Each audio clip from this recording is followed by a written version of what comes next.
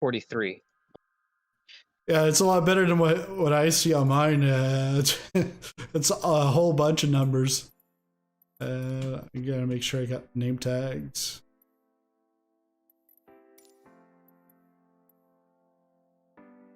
Name tags are on.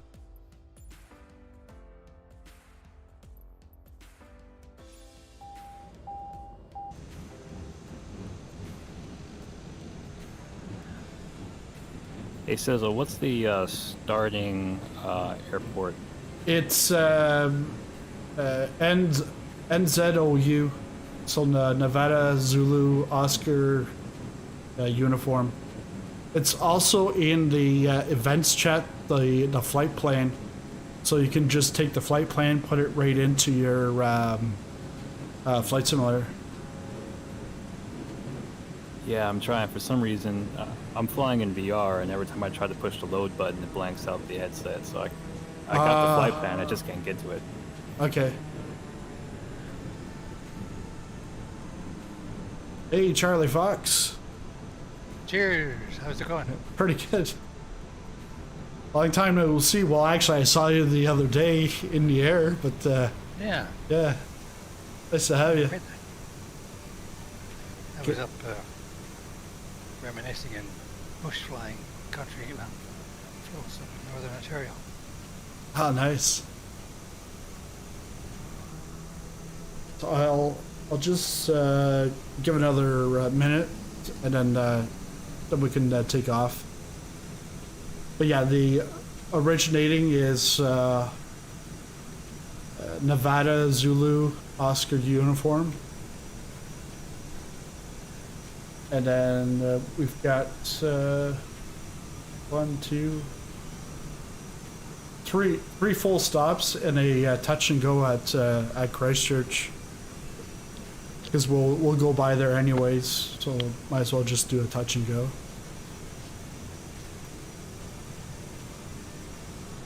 Have you revised your flight plan for that? Or you just saying we're going to do that? Yeah, I'm just no, I haven't revised it because they're on the flight plan. Close enough anyway. Sorry? Close enough anyway. Yeah, because there's the custom waypoint right on the coast, and then pretty much New Zealand or Christchurch is right there. Hey, arrogant object, how's it going?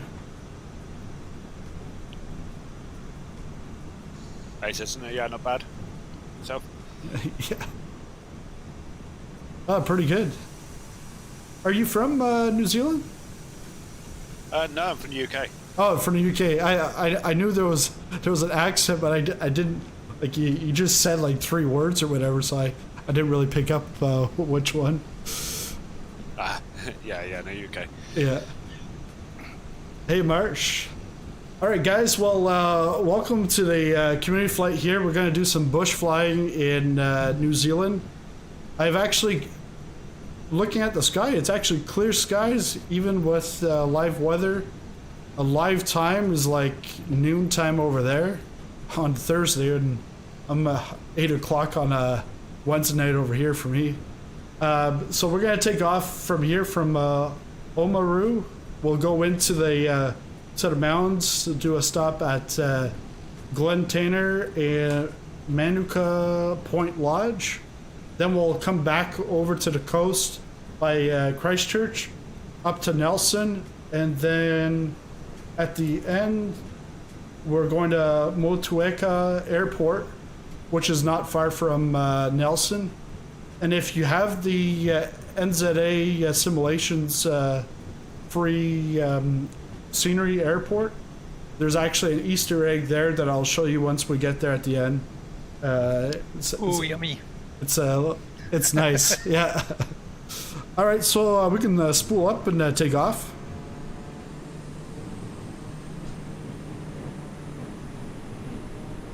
And if you have any questions or whatever, you can always ask. And if you crash, that's fine. I'm not going to laugh at you or anything.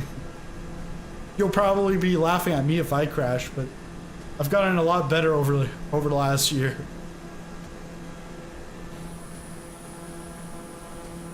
You've been doing some VATSIM flying too, haven't you? Yeah, VATSIM flying, 2 VATSIM flights, third one coming up Friday, and then Saturday nights I've got a VATSIM event with a group of newbies. So, Oh, wonderful. yeah. So I ended up, I took the second slot because I was like, I don't want to go any. I don't want to be middle of the pack because you know it's going to be 45-minute delay by that time.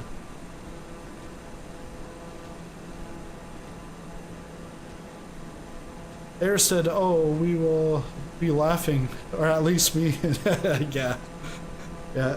Air still will be laughing.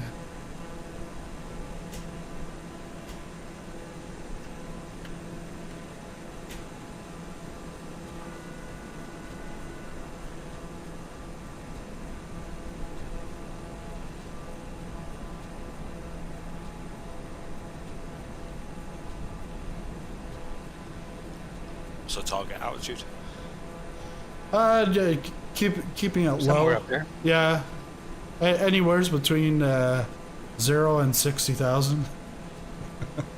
Or It's been a long time since I've been back here. yeah. Was it like the last New Zealand flight, like maybe 9 months ago or something?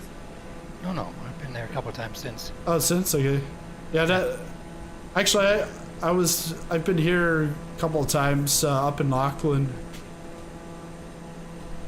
because the Orbix Auckland and then Flight Beam's coming out with Auckland Airport anytime, but I was there 2 weekends ago. And the Orbix New Zealand mesh made a nice Yeah, upgrade too. yeah.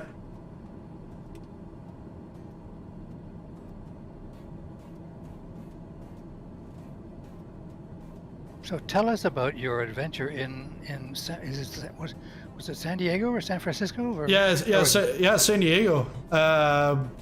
Yeah, so that was really good. The area where the resort was like perfect because it was pretty much right on the trolley tram. So I got out of the airport onto the trolley and right to the resort, and it was free for the month of September.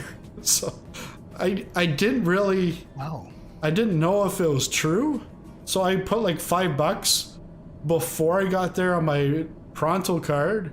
I get there, well, it was free, but yeah.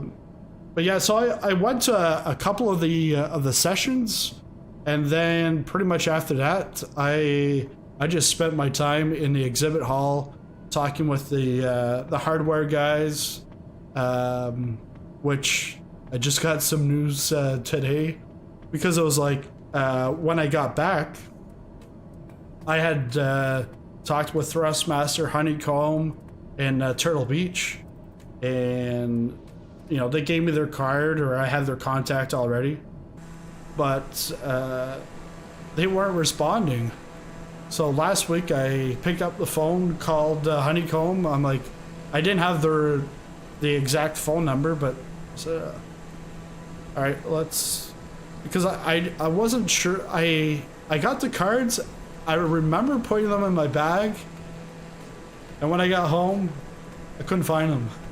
And I'm like, shit! Like I spent money to go down there, and that those cards are worth that much. Like that was the whole purpose. So actually, one of the guys that I met there, and I actually got his card. He was there with me at Thrustmaster, so he was able to give me the email address and phone number. But yeah, Honeycomb last week, they said, yeah, you're going to be on the list now for new products. because I know Charlie Rudder pedals are going to be coming out in February, March, and they'll have like review units in January. And then Turtle Beach, I hadn't heard from them nor their PR. So I emailed them last night. Like first thing this morning, I get an email from the PR and from the executives. Yes, you're gonna get one. And the senior director was like, "Hey, I got a couple of early ones that just came in, but the packaging is destroyed during the shipment, but the product still works." I said, "Yeah, send it to me. I'm reviewing the product, not the box. So send it on." So yeah, I should have that in the next week or two, because Turtle Beach, they did pre-orders today. Yesterday. Today, yeah. Yeah, today at noon, sold out within 15 minutes. So Good Lord. So now the official launch is going to be on November 14th, and the pre-orders are going to ship that day. So they'll have like waves of inventory throughout that time. So it'll be interesting, because it's, when I was there, like some of the guys like scoffed at it, but it's not that bad. But I would say it's more of like entry level and more so geared for the Xbox. But other than that, it's Yeah, because it seems to be all in one component. yeah, everything. You've got your GA, you got your airliner, and the thing is you don't have to get like the captain's pack for Airbus or Boeing with Thrustmaster, because you have four engines right away. Hey, thanks for the sub, Richard, and also Zombie. But yeah, so it's actually not that bad. $379.95 US is actually not bad, because when you compare it with the Honeycomb or even Thrustmaster, like Honeycomb, you're paying $270. Double that. Yeah, $270, $280 yeah. per each of the three components.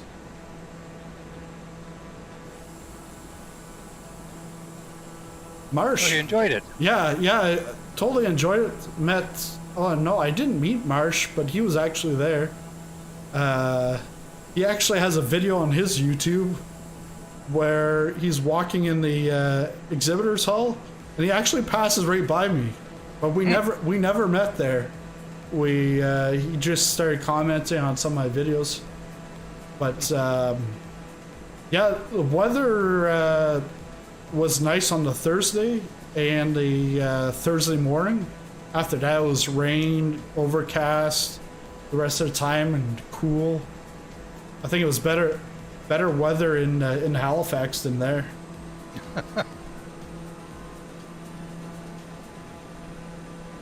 And these mounds and hills, it's really interesting.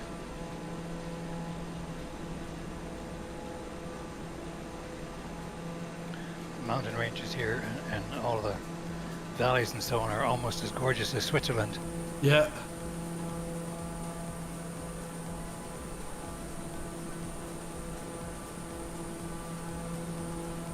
Turtle, are you having any issues, or are you good? Yeah, I had a couple of crashes at the beginning, so I'm restarting the flight plan, and I'm bringing up a much faster plane.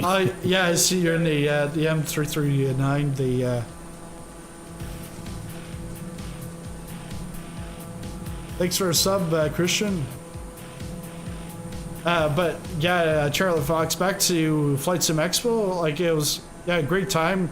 Met a lot of people, and I remember just the first night I was there, I sat at the bar, and it was happy hour, and like, so what's the special drink? It's like I don't know, drunken monkey or something, and I'm like, yeah, okay, let's have that.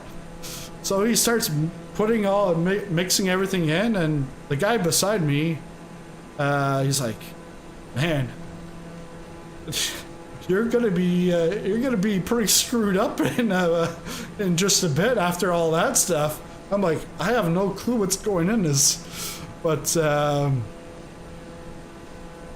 then But you're Canadian. yeah, and Yeah, you can take it. and I was like, pretty much I only had that for the night anyways. But there was a get together from some VATSIM controllers in Little Italy, and the guy beside me was actually there for the Flight Sim Expo. So he was talking about that, and he was there as a civilian working with the military and trying to do some research on a program that he's working on to retrain Air Force members to then be able to pass a test to become a pilot, because they need pilots in the U.S. Air Force. So he was saying that they take them for, I think, 8 weeks. They take 30 people that couldn't pass, because there's like this whole ranking system, and you have to have so many points. So they take them away, they get them in a simulator, they give them time on a simulator, and then they send them back to testing, and about a 94% success rate from there. So it was like, Really? yeah, so him and we spent pretty much all weekend like hanging out, and he was actually from San Diego originally. So the day before he left, he took me to I think it was Coronado Beach. We were gonna have lunch there, but then it was a Sunday, and the parks are just filled up. So we went to a pizza place that he used to like or whatever. So I was like, and I was flying the CRJ, but I was having issues with the CRJ. So he actually sent me a CRJ manual, because he was a pilot for Con Air, a subsidiary of Delta back in the early 2000s. So he sent me the manual. I'm like, oh, thank you. So yeah, and yeah, nice people down there. And I did, only type of attraction that I went to was the U.S. Midway, and I spent my time there, but it was yeah, because I was on the Monday after the expo, and my flight was at like 10 o'clock at night, so I pretty much just killed all my time there at the Midway. And we had a reception, I think, on the Friday or Saturday night, so we had a free drink. So I had a margarita from this company in San Diego. So when I got to the Midway, I saw that same company they had in the store. So I was like, okay, I'll try their pina colada.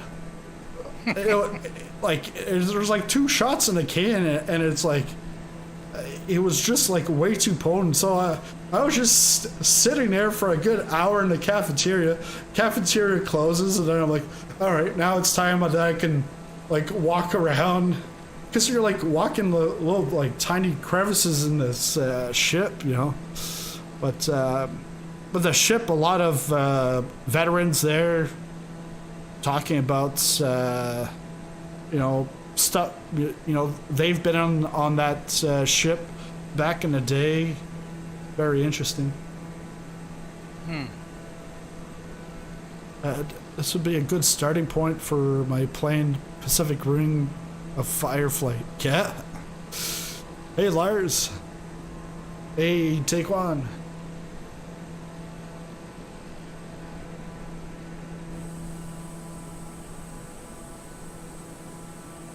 I was like, Desert, you're in, are you in a different plane? I see you in a TBM, but no, you are in a TBM. He's always in a F-14 He's in the Tomcat all the time.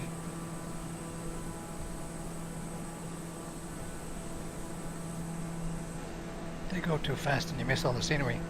Yeah, yeah.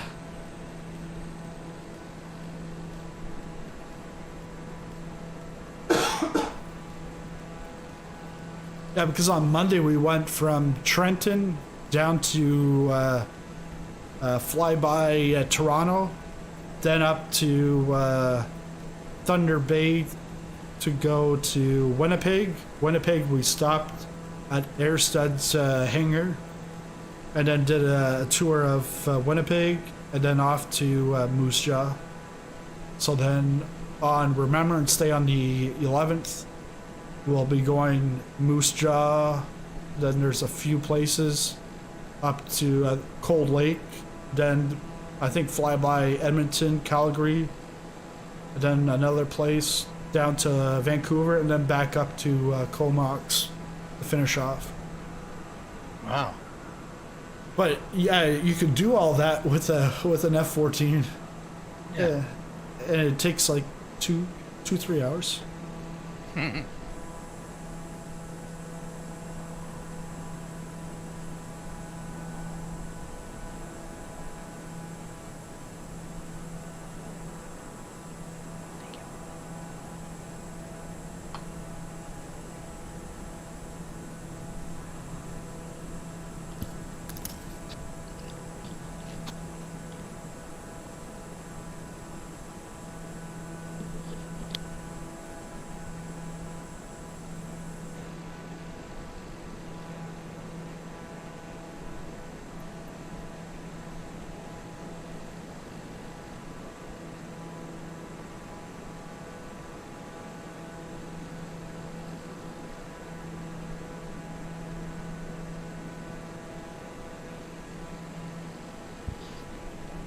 My flight crew just brought a bowl of popcorn.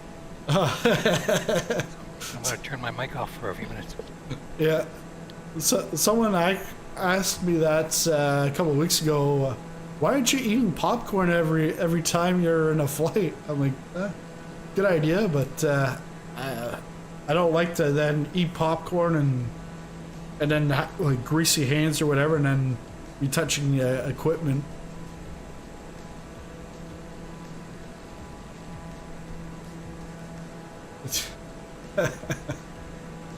Yeah, so Airstud, I must have got the flight plan all correct for Remembrance Day.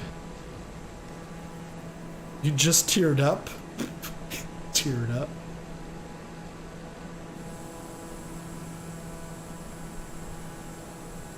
Mojo.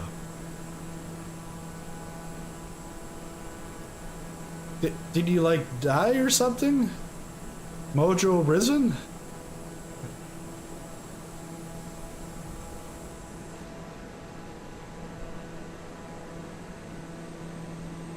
It actually looks like clouds in the distance, but that's actually the mountaintops.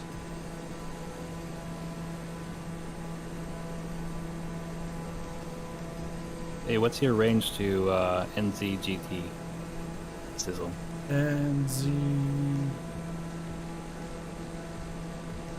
What's my range? Like how? About 20 miles? Yeah. 15, 20 miles?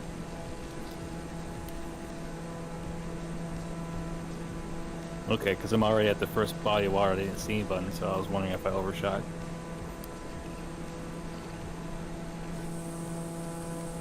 I thought you were really close to me, but that's right, because you're in the yeah, because you're ahead of Arrogant Object.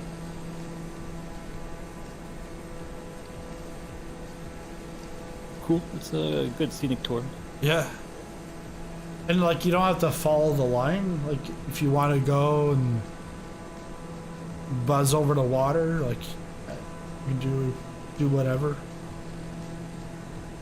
Terrify the wildlife. Just Yeah.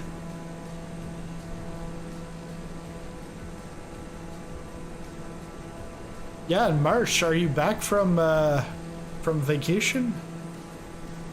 Too bad your Houston Astros didn't win.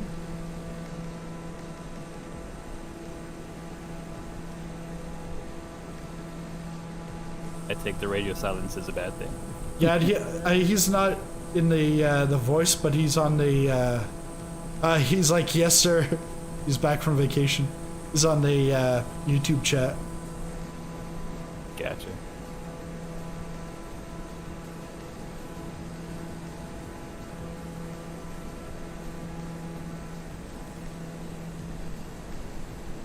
He says, yeah, that sucked.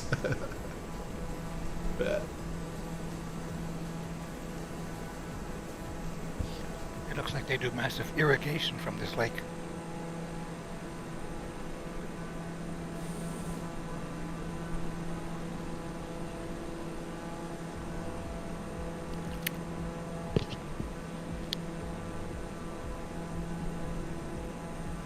Oh, yeah, the edges, like the south edges, you can see the contour of the water. Like it looks like it's low from land.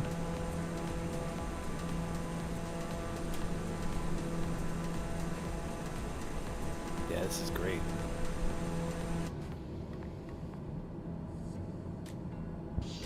It's all glacier-fed water. Yeah. Same color as the lakes in the Rockies.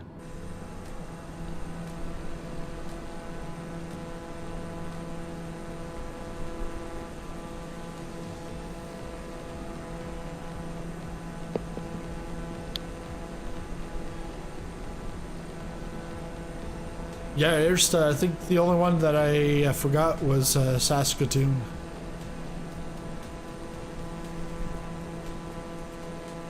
Is it a CFB or no, it's just a flyover of Saskatoon?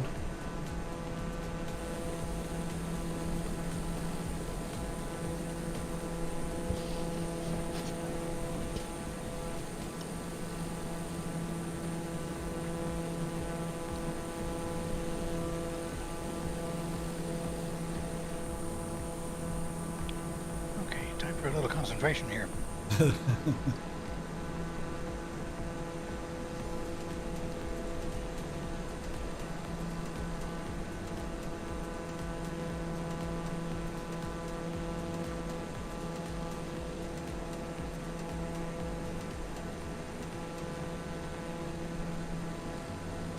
Yeah, because it's runway 33, pretty much right off of the lake.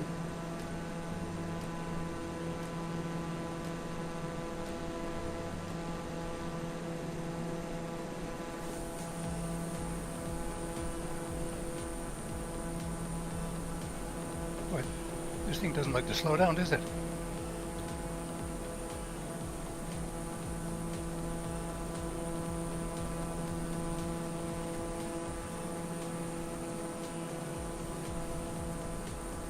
I remember reading an article in the Flying Magazine about 20 years ago where they're saying that about the 850. Okay. It's a go-fast plane. It doesn't like to slow down.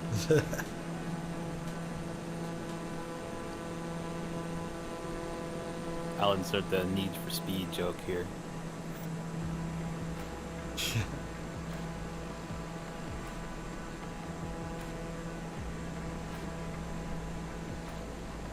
I was actually bummed about Top Gun being delayed, not because I want to see the movie, but because it kept pushing back that F-18.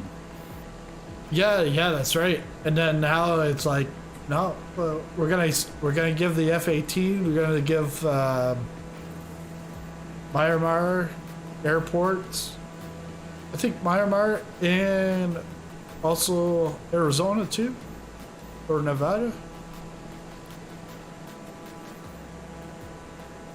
Yeah, I was just about to download the Miramar DLC, and then they announced that. I was like, okay, I'll just wait. Yeah, wait. Save some PC space. Is this a full stop? Yeah, we'll do a full stop here. Just so the others can catch up.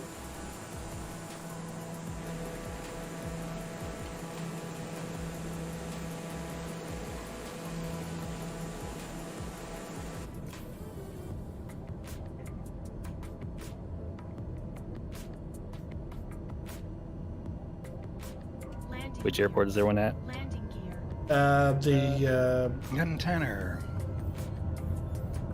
November Zulu Golf Tango. Oh, there's a Alright, grass thanks. runway here.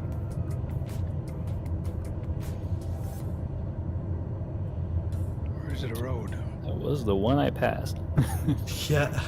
Yeah, because I saw you were all the way over. You're all pretty much on to the next one.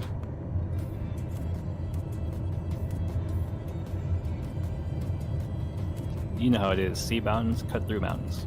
Yeah. Desert said he lived near Miramar in the 80s. The F-14 is my favorite bird. Yeah. And other than tonight, I've only seen him in a Tomcat. But a Tomcat is a lot better than a Bonanza cat. Bonanza cats when you don't have if you have an obscure livery that no one else has, well then you show up as a Bonanza.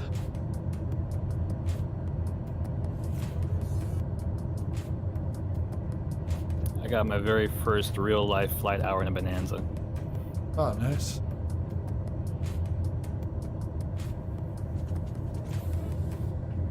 So did I. 1962. From Toronto to Brandon. It's a conversation starting bird when you land. Hmm.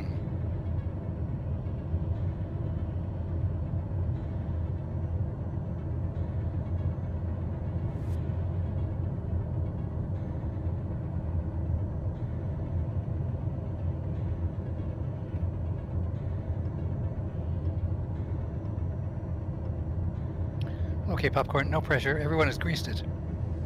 Alright.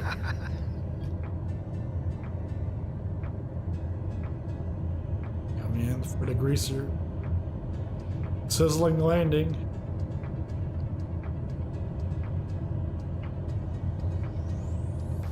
Did you get a lot of practice at the show? Practice? No. I'm just trying to distract you here. Yeah. Yeah, landing challenge on Captain Canada's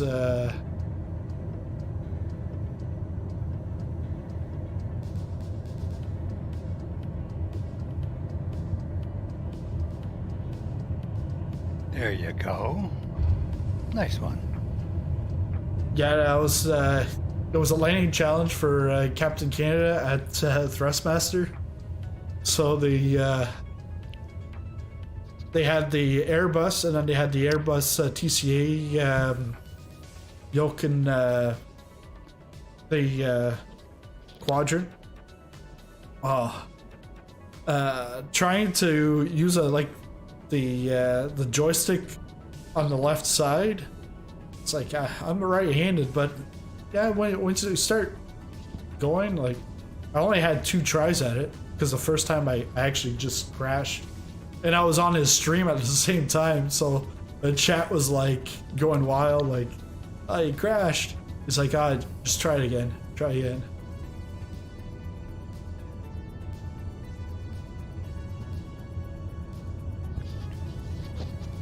I have just never flown the Big Iron. Airbus? Anything large like Oh that. yeah. I just don't fly them. I don't find them as much enjoyable. I'm not into the study level stuff. Yeah. I mean, I spent 30 years at study level stuff. Yeah. Yeah.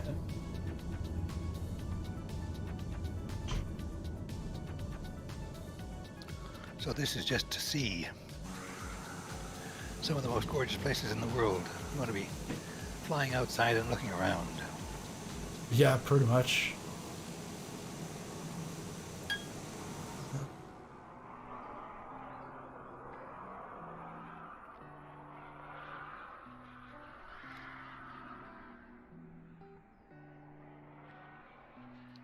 Yeah, this looks nice. Snip. Was that 5 bounces, Mojo? Not that we're counting.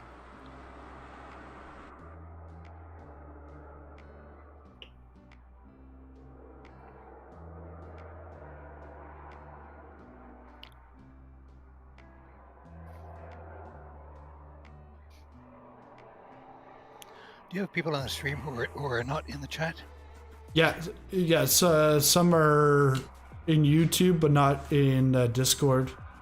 Okay. Some are in there, also in the flight. Some aren't flying, but those that are in here are flying. Just gonna put that screenshots. Oops.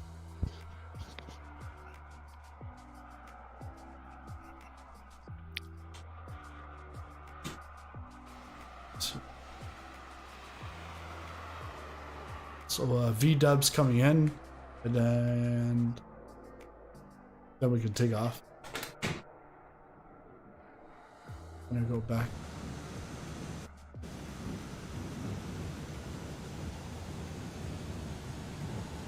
And so Air Stud's joining. Gonna do an air show as my son wants me inverted. So I'll spawn near the airport. Yeah, it sounds good.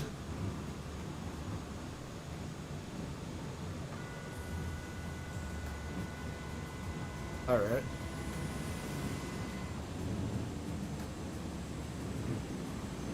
Yeah, so we can take off now to the next airport, which is Nevada Zulu,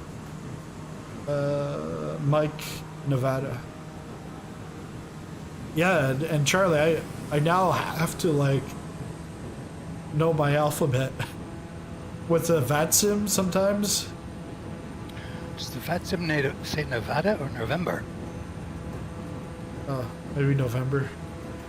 There you go. Keeping me on my toes. But yeah, we can take off. Might as well. Yeah. 60, Unless- 70, unless- 80, rotate. Unless you guys just want to just sit there looking at the mounds rather than flying right by them. But yeah, They are disgustingly gorgeous. yeah, but yeah, and I've got the mesh on also from Orbix. But like some people, I did a video for the Alaska mesh, and guys are just like ripping it, saying, "Oh, there's I can't see the difference. Can't see the difference." Well, once you get it and you start Go looking back at to it, X-Plane. yeah, that's right. Just go back to X-Plane. Mm-hmm.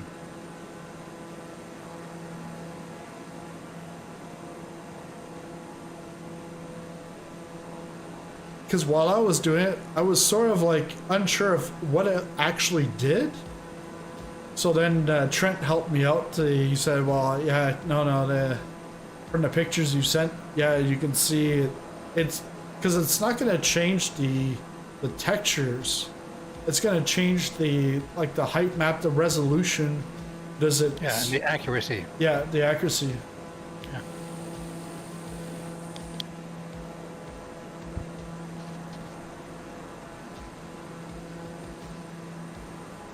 The peaks aren't rounded and the ridges aren't rounded and so on. Nice, sharp, crisp edges. Yeah.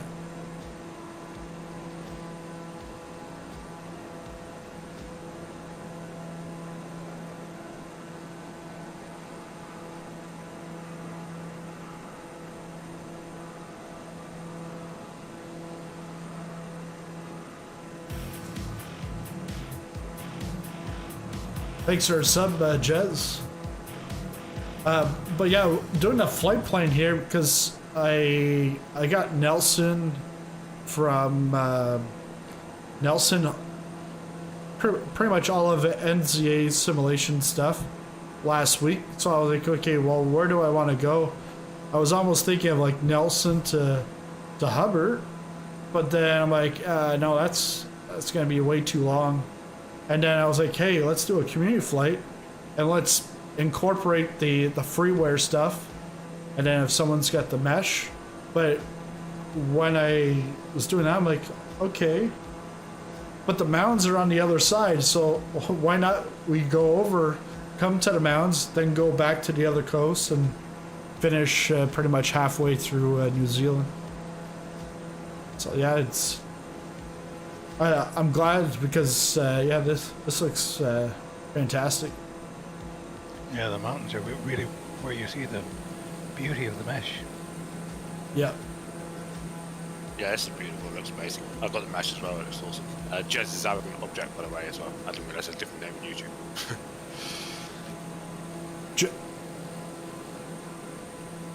What? Sorry, what was that? So Jez Talkie is an arrogant object in the game. Okay, okay.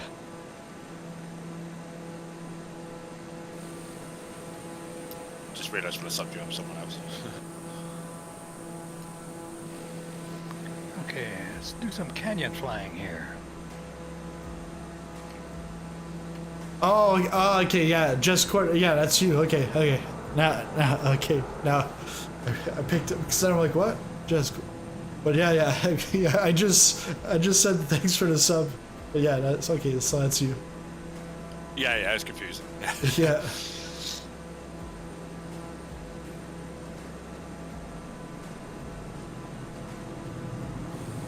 Yeah, because I know on YouTube a lot of people will come through as like their real name because they don't have a YouTube channel.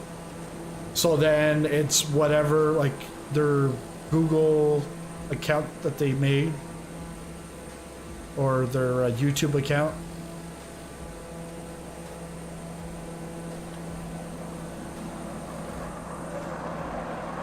Yeah, this is like an Xbox username I had for like Oh. about 15 years, like, you know, randomly generated one. Yeah. Yeah, and Airstud, I can hear that like from far away. I'm like, I thought it was the M339, but then I saw the Tomcat. You can hear it from far.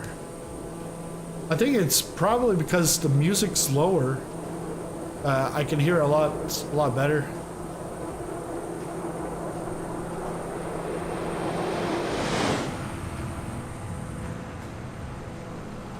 Plus, I'm not in a F-14 or like an Airbus airliner where the engines are so loud.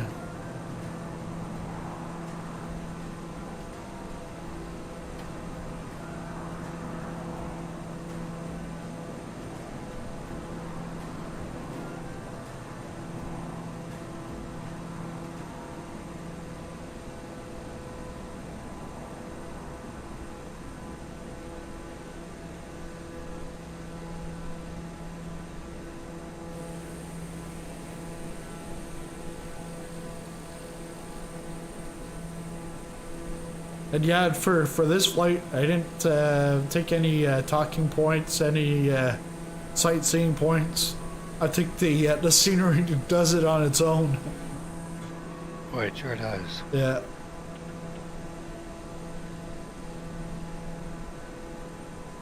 Just imagine this in X-Plane.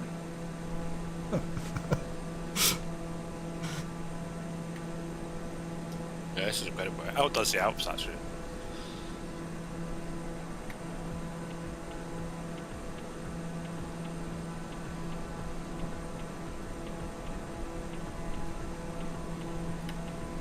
Oh, okay. Because I just saw Mount Cook. Actually, Mount Cook is an airport they're working on. NZA Simulations. I'm not sure if it's Payware, if it's going to be Payware or Freeware. But because I saw Mount Cook National Park is pretty much right here. And then I saw the airport, I was like, oh yeah, yeah.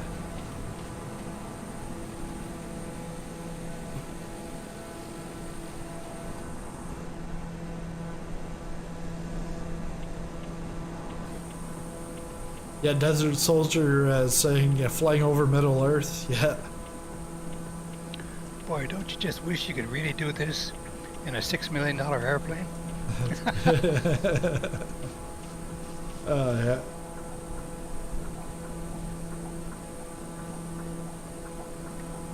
Oh, because the other day I did a video of Squid Game Island and showed it in the simulator just off the coast of Korea.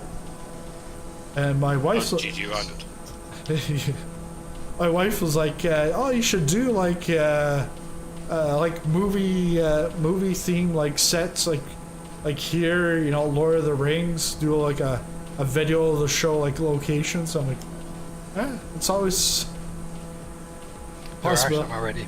Yeah, there's already some, and the other thing is it's not popular right now. Right. While Squid Game is popular right now, so I was like, hey, but the video didn't take off because yes, the show's popular, but in a simulator, like no one's really looking for it in a simulator, and it looks like garbage. No one's got a mod for it to show the buildings or anything like that, and it's not like you're going to be able to see the games being played on the island. While mods for like other games, you can actually, like, I've seen Mr. Beast doing a video of was it Minecraft, playing Squid Games in Minecraft, and rather than 400 or 40 some million won, he was actually giving away $45,000 to the winner, last one standing. But it's because the guy makes millions of dollars from YouTube, and then he can splash that money because he knows he's gonna get more people watching it, which then just generates more money.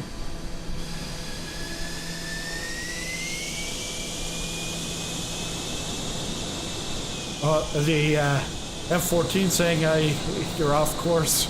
You're off course.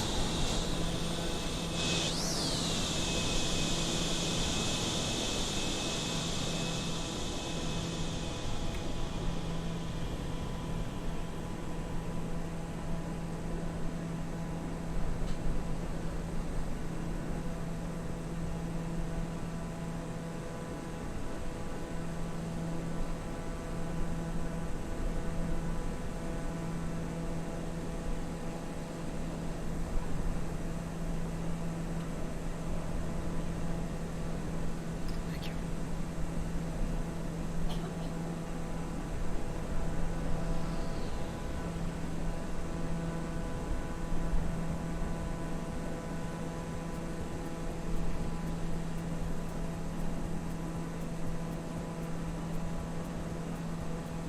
A good movie location would be the Wadi in Jordan.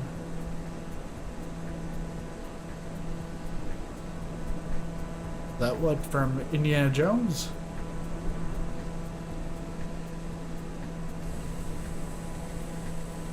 I remember doing last year a video of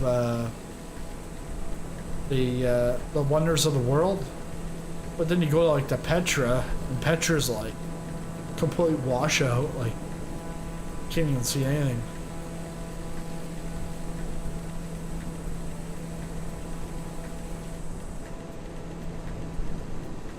I think they'll eventually get around to it. You know, this thing will be out for 10 years. yeah, and 10 everything years. will be covered. Yeah. Dune, Star Wars, The Martian.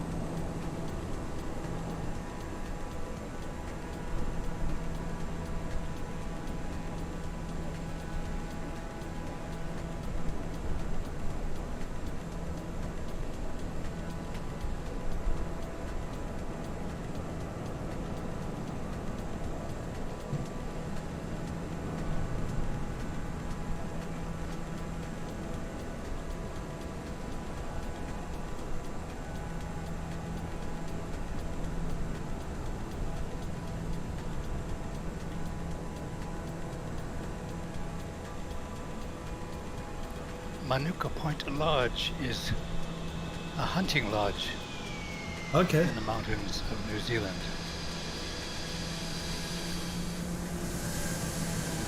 Have you been there? It was the end of one of my flights, Okay. so I read up about it. Actually, I was kind of surprised. I was thinking of the hot chocolate at the end of the flight. And here this massive posh hunting lodge. They take these high mucky mucks out into the mountains to hunt all kinds of things.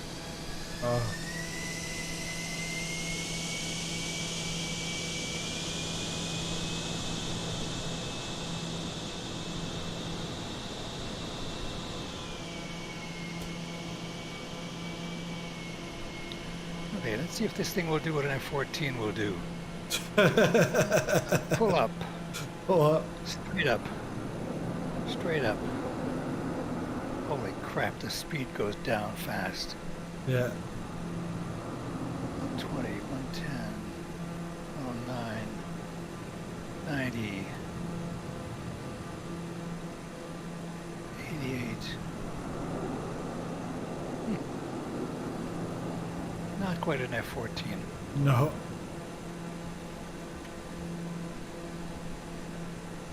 Well, because the other day there was a couple of guys in the Hawk, and they took off with us, but shortly after they couldn't keep up. We're going like 1,000 to like 1,300 knots, ground speed. Full afterburners on. Jesus, did you have a tanker go along with you? Well, I ended up like running out of gas pretty quick, so I had it on all the time. Cause then I'm like, oh shoot, I'm out of gas, but then I realized I only had 50%. I had put 100%, but then I had to get out, then come back in. But yeah, because we were on East USA. And with East USA, I get in, I can't see any name tags.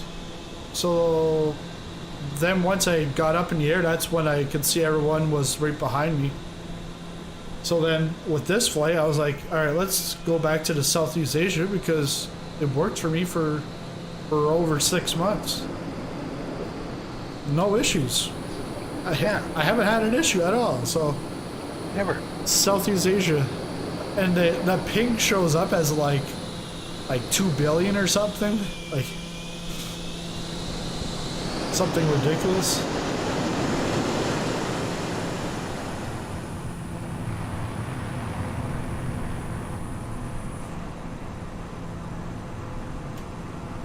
Mine says 224. 224.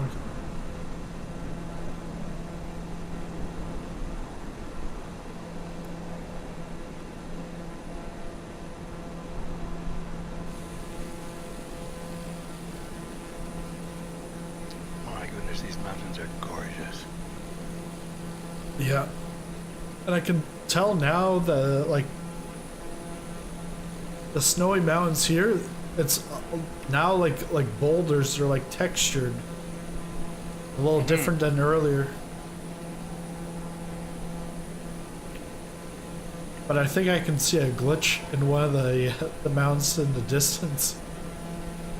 Oh, you probably can, yeah. Yeah. Oh, that's just the Bond villain layer.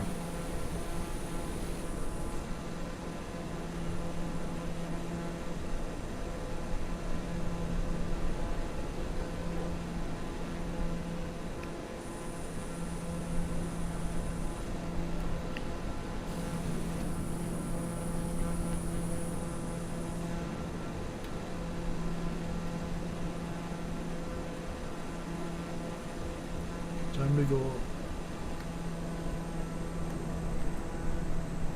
Yeah, this is gorgeous. I had actually started playing DCS first, and yeah, it was enjoyable, but the scenery backcountry is nothing like this. Yeah, you're confined to like what 10 if you pay for them all or have them all on trial. What you got like maybe 10 maps. They'll be like big maps, but it's not the world. But it's nothing you want to cruise at like 300 feet and look at. No, yeah, too.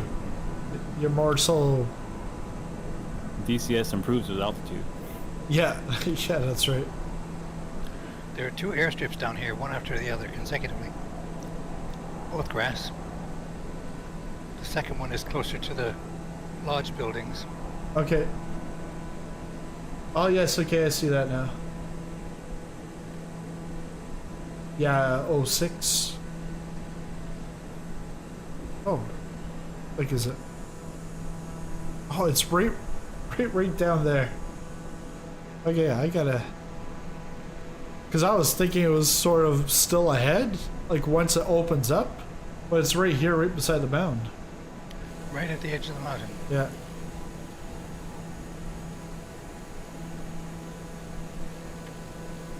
But no big cars there in DCS world. No big cars there.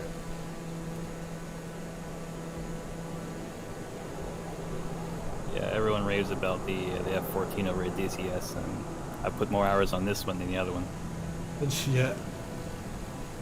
Because I have the F-18 and F-14, I think. And the aircraft carrier. But I maybe spent 10 hours max here. I have this through Microsoft Store, so I can't tell how many hours. And it says almost like, what, 400 flight hours? It's a lot more than that. And then, but it's because I'm constantly in here all day, in here making content and stuff like that.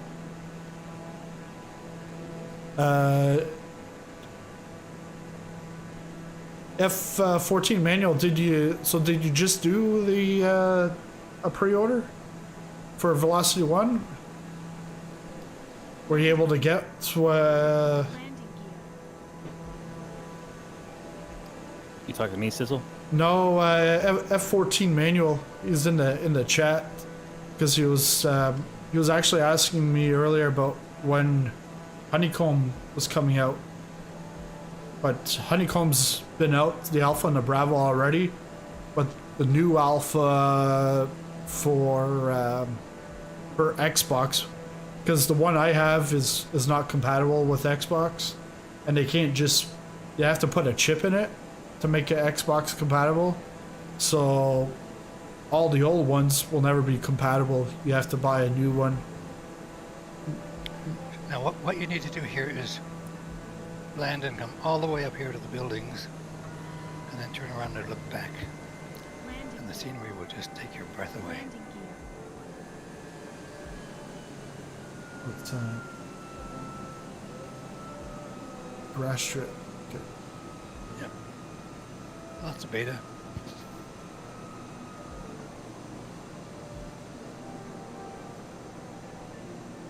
Oh, manual, yeah, okay, that's nice. So you got a pre-order from Best Buy.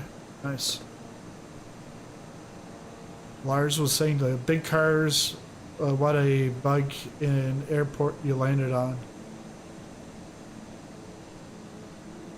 Oh, Stuttgart? Oh yeah, well. Yeah, because I had gone to Stuttgart the day that... Here, you gotta turn around.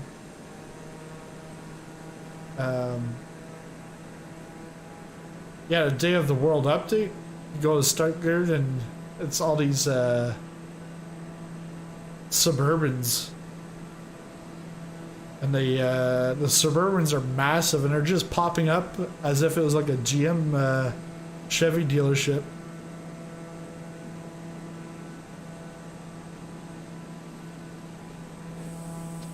fun following me at slow speeds.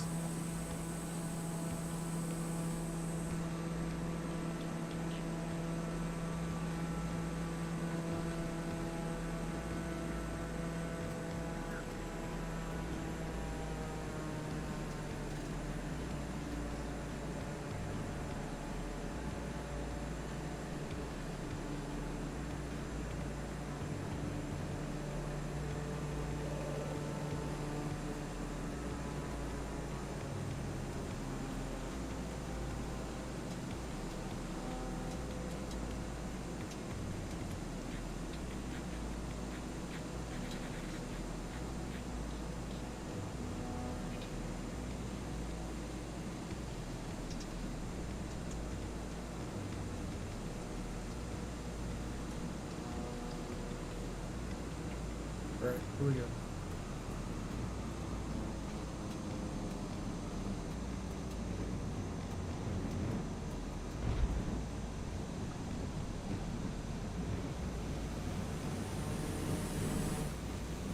Oh, I thought I was gonna smash into the garage. Well done. Yeah.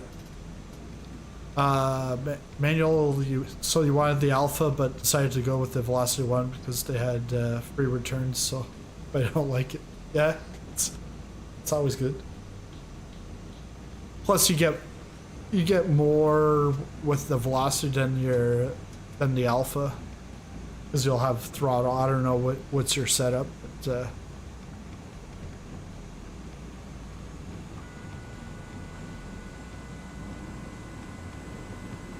But also, another way of doing it is to get really the same price as the Velocity 1.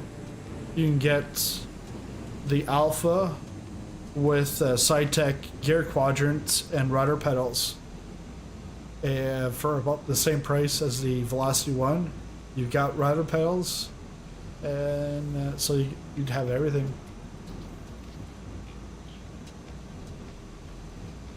That was hard to see. That was a landing strip. Yeah, here, yeah, grass landing strip, but I don't even think I landed on the strip. Just landed on the, anywhere. yeah, you pretty much. Anyway, Yeah. Yeah, that looks nice back there. spectacular.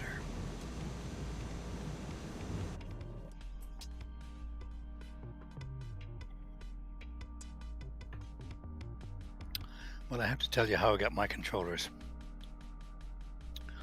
Sure. It's gonna blow your mind. My wife is a teacher, and we were going up to her school on the weekend, and we noticed on the way up that there was a private school on the route going up there that was having a garage sale. So she said, "Oh, I have to go. We have to stop at that place on the way back because there may be some, teaching books and so on for the kids." Yeah. So on the way back, we stopped in, got out of the car, and immediately I saw way down the end of the table just the tip tops of a control wheel. Oh, nice. So I went all the way down there, and there was a SATEC controller, double quadrant, and rudder pedals. $20. Wow. Sold. Yeah. No arguments. Yeah, sold. Yeah. $20. Oh, Yeah. And it's like, even if it's used, it's still like in fantastic condition. Like, yeah. that stuff. That's, I've been using it for 20 years. yeah. All right, we can take off now. Yeah, after that, I bet we can. Yeah.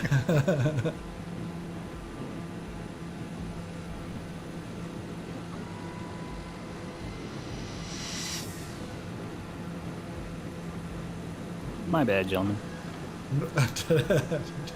No problem. All right, so now we're going towards Christchurch, but past it right to the coast. There's some. I didn't even go there, but I can tell that it's nice scenery just by the layout on little nav maps. I'm like, Yeah, it's gorgeous. yeah, and I actually Googled it to see like real images. I'm like, oh yeah, this looks nice.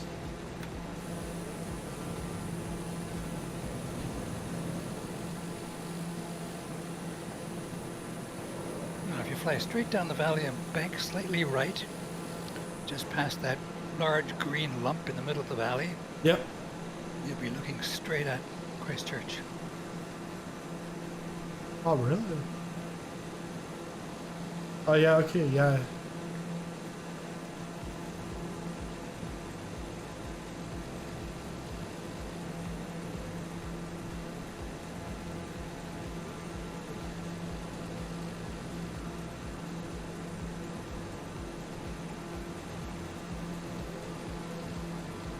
Well, because there was a guy that showed up on Monday night, and he was using the Alpha, but trying to fly the F-14. It's like, Oh. he's like, man, he's like the sensitivity and stuff. He's like, you know, is there anything I could do? Like, I'm like sweating here, like I'm doing a workout.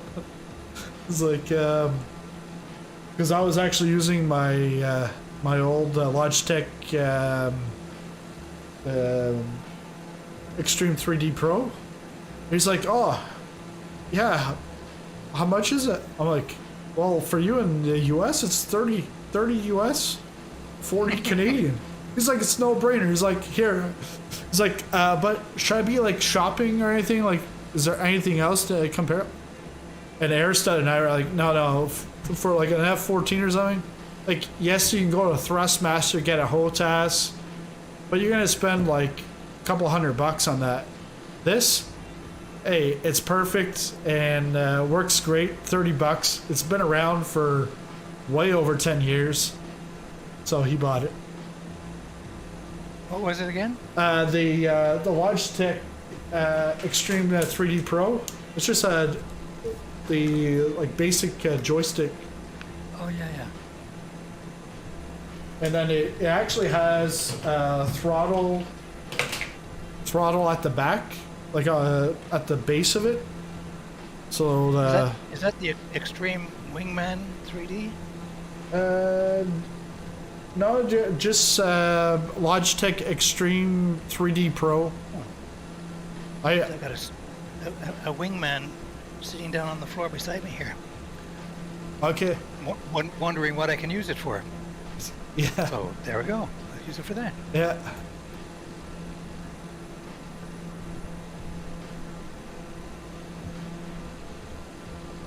Where's the mood lighting? Oh, this is live weather and live time.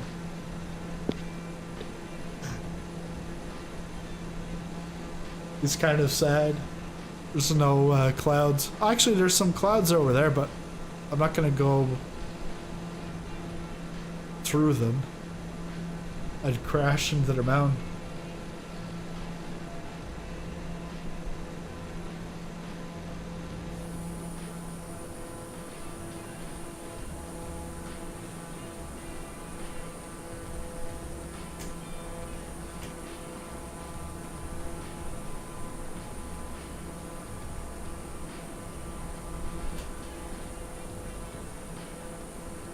But yeah, since like lately I've been on VATSIM, I've done the airliners, but yeah, trying to always mix it up to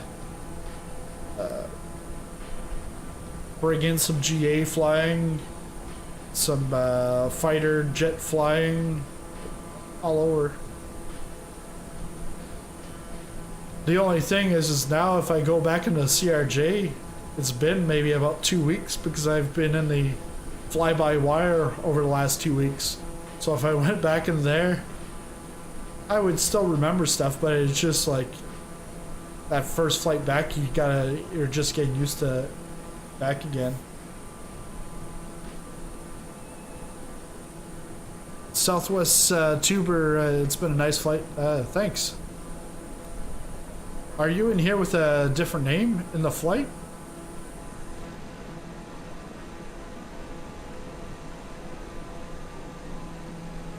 Oh yeah, I can see there's clouds by the coast. A couple of tiny puffy ones. Yep. Mach's nichts.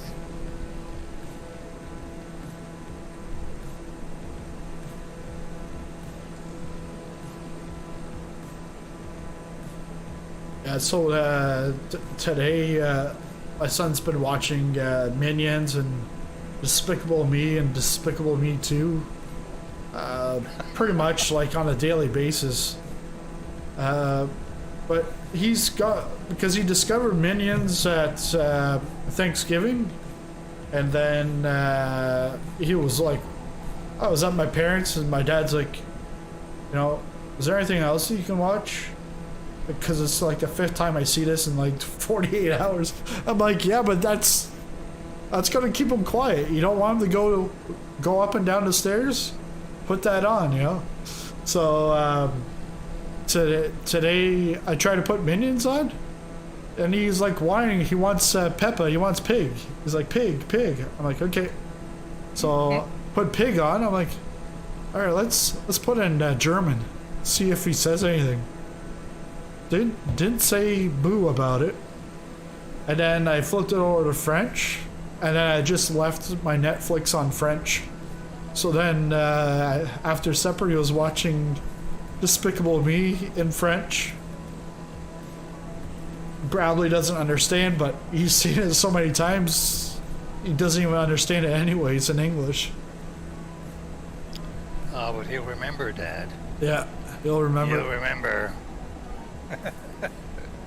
But then, like, I was then starting to, like, telling him some stuff in French. I'm like, all right, I think I now need to talk to him in French. Yeah. Because I haven't. It's just so much easier, and my wife doesn't speak French, so... Yeah, now's the time to imprint it. Yeah. Because I want to send him to French school. Ah, Southwest Tour, you're Twisted Sig. Okay.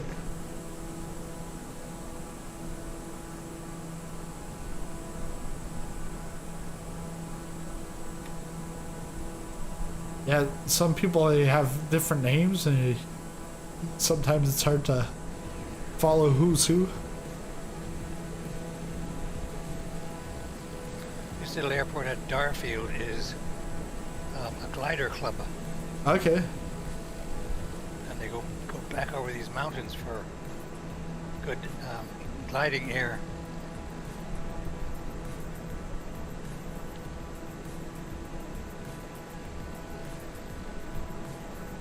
Hey, at midnight, how's it going? They have 12-hour and 24-hour competitions. 12-hour and 24-hour competitions. You have to constantly glide in the air for that long? Yeah. Really? Yeah. Or are you pulling my leg? No. At Darfield. Alright, I'll have to take a look at that. It's a little grass strip.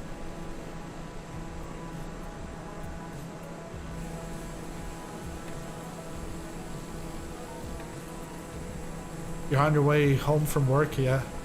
Midnight, what's your time slot on Saturday night? I'm like the second one. Because normally, like, if I do a night stream, I'll do it at 8 o'clock my time. But on Saturday night, it'll be 6:30. Because my takeoff is at 7:22 my time, so at 22:22 Zulu.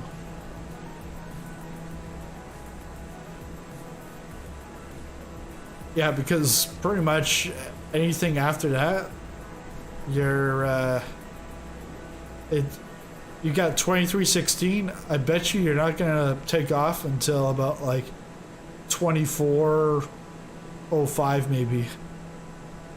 Because you're, an hour behind me.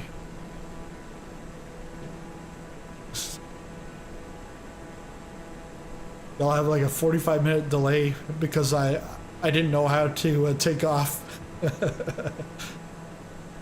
Yeah.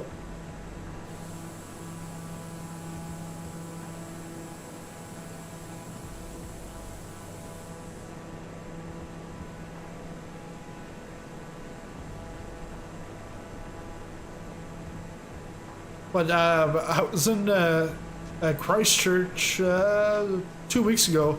I did the flight beam preview for Auckland. Took off from there, went to Christchurch, and because it was default, Land VFR had just come out with the Jetway Pro, so we took a look at that. But other than that, that airport looked like Alcatraz, the default. I wanted to get out of there, and then we went back up. So that's where, once we go by this custom waypoint, then we can just do a touch and go at Christchurch. I don't want to land. I don't want to be there too long. Should be fun though. I'm like 10 minutes behind Captain King. Okay. Just don't let him drop any blue water out of that Q400. You might get sprayed. But what are you flying? Because if you'll probably be flying above him, unless VATSIM controllers have us all at the same level. Gotta slow down.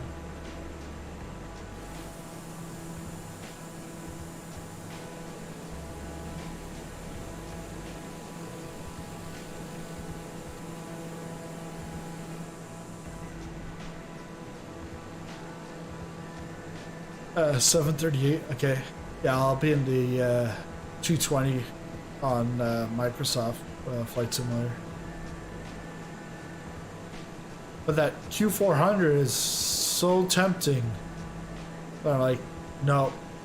Just gonna have to wait for Majestic to make a Q400 for Microsoft.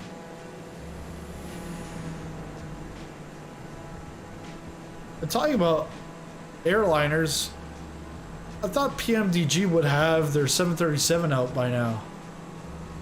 Still, It's close, I think. yeah, it's been close since like October, or Yeah. I mean August. It's been close that long.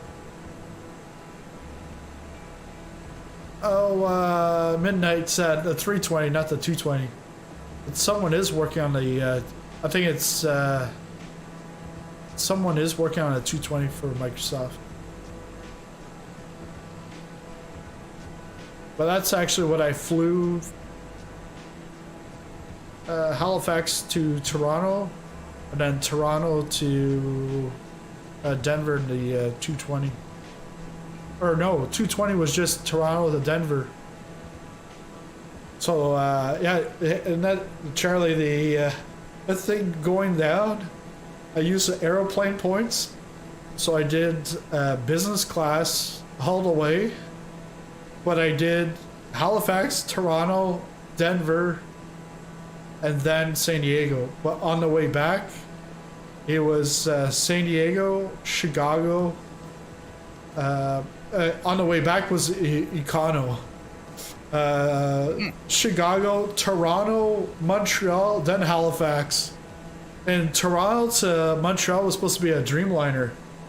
But when I got to Chicago, I saw that there was 2 flights to Montreal and to Toronto before my flight to Toronto. So I said, you know, can I get on early? They said, come back in an hour. If you can see your bag here, let me know, and we'll get that bag. We need that bag from United, and then we can get you on my early flight to Montreal. It's all right. An hour later, he looked, he found it. He was like, okay, you're onto Montreal. So I then completely bypassed Toronto. But then once I got through all the COVID stuff, coming back into like uh, back into Canada and at Montreal, like I felt like I walked like 5 kilometers just to get to the terminal because all the loops and hoops. I felt Big like airport. yeah, and well with the COVID stuff, I felt like I was like an animal kind of deal, and I get to the like terminal, and I look at the time. Well, there's one early flight to Halifax, and it's leaving in 15 minutes. Like, no, it's not gonna happen. And I knew the bags wouldn't be able to cross over and stuff. So I was there for 8 hours until my flight to, Good grief. yeah. But when we pushed back, I actually saw the, was it Canada, Canadian Airlines livery on Air Canada, on the Air Canada right beside me. So I was like, oh, I've never seen that before. Or maybe I have, but when I was a little kid.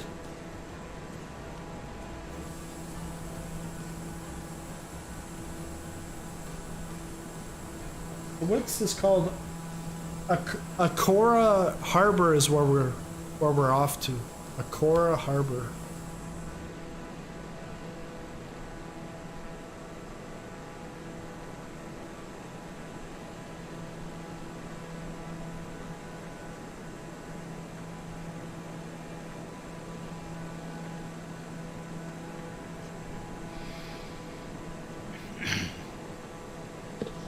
Oh yeah, and I've got to update my Nightbot. It says help me meet my membership goal for October. That was October.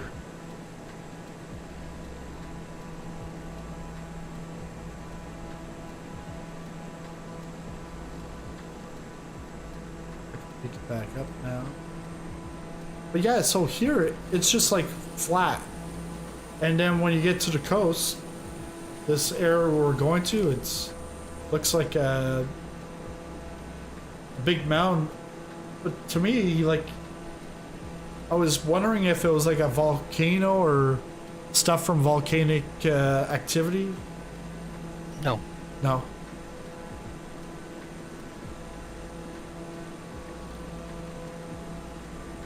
It's just a compression.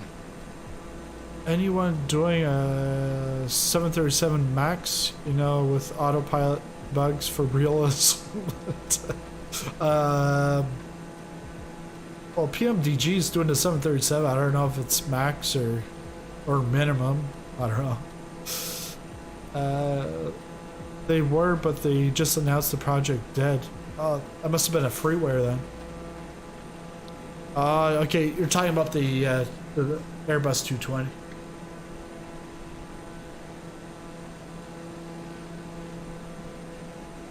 Yeah, Nightbot is still in weekend mode.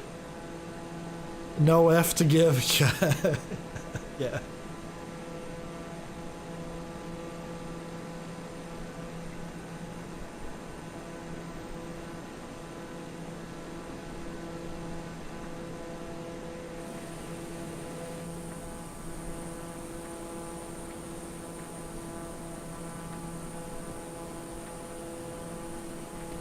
How's the scenery back there, Marsh? Are you planning on a trip to New Zealand anytime soon?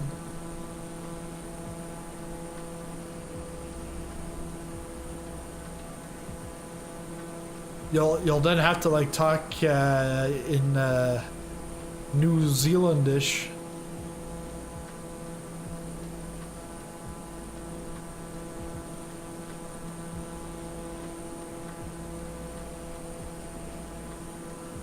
Yeah, because I saw one of his videos. He was, from a couple of years ago, he did his whole video in 10 languages. I was like, wow. Lots of languages. But he's not fluent in all 10 of them. Not that I know if Marsh says.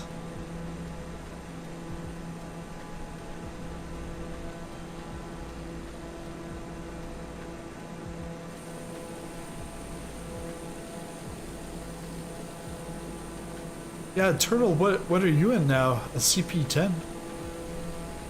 What's that? Yep, I spawned at Christchurch. My F-14 got hung up at that last airfield and wouldn't dislodge. What's the CP10? Say again? What plane are you in? Yeah, the Cap 10. I forget what brand it is. It's got a pretty nice view to it, though. Okay. Adam says, I speak 2 languages, English and the language of love. Yeah. There you go, I'm Adam. not sure this. I was gonna say, yeah, there you go, Adam. You got some clouds now. Just up at this custom waypoint here. I don't know if you realized it, but there is a little airport that was built along beside the roadway, and it was built by volunteers from the villages down in Robinson's Bay. Oh, wow. Just a coincidence. Yeah. Yeah.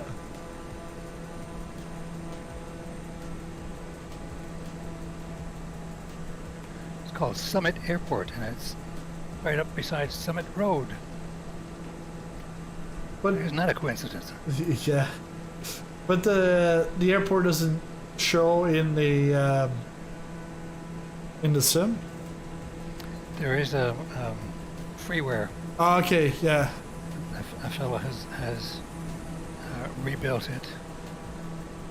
And yeah, added it because it's pretty much like Shearwater here. Shearwater doesn't exist, but if you get sim add-ons like $800 Halifax scenery, you'll actually see you'll get Shearwater. Quebec City video rules.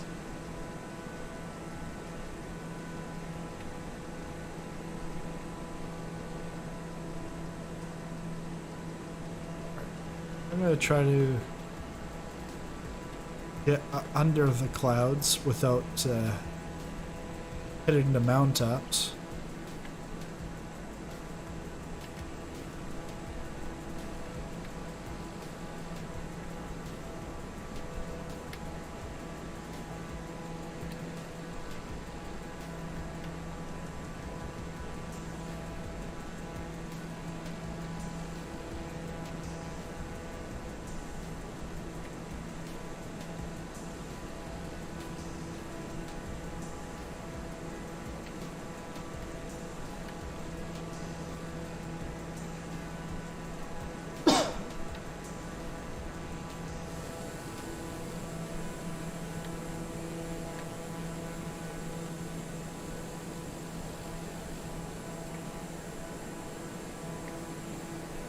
That airport is right here, right beside the road.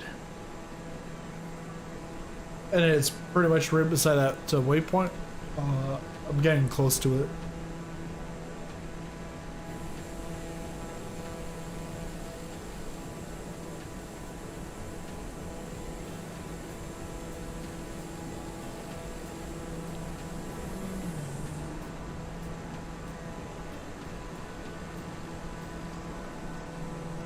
Your waypoint is just a little bit farther north from it. Okay. There's a tavern out here called the Hilltop Tavern.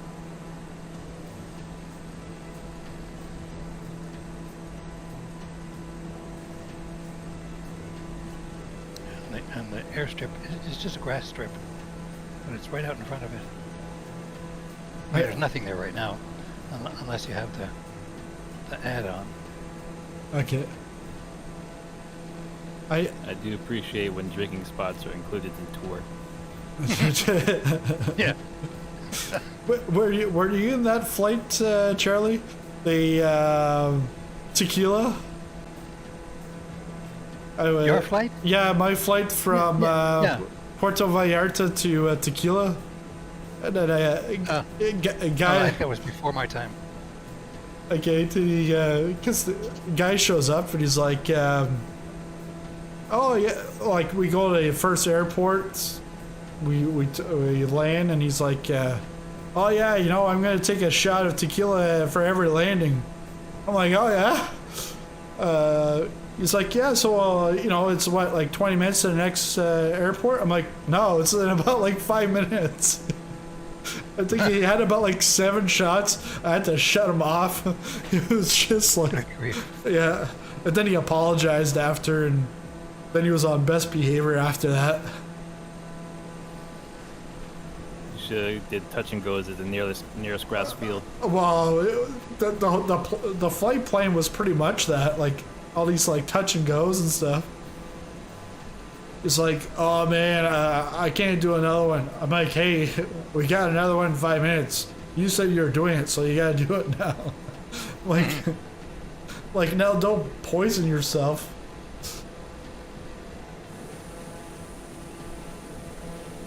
You probably did that, and after that, has never drinking any tequila since. Holy mackerel. Or he According calls to- his bets a little carefully. Next leg is 148 miles. 148 miles. Oh yeah, but that will be with a touch and go. What was the other ones? I don't even know. I can't see it anymore.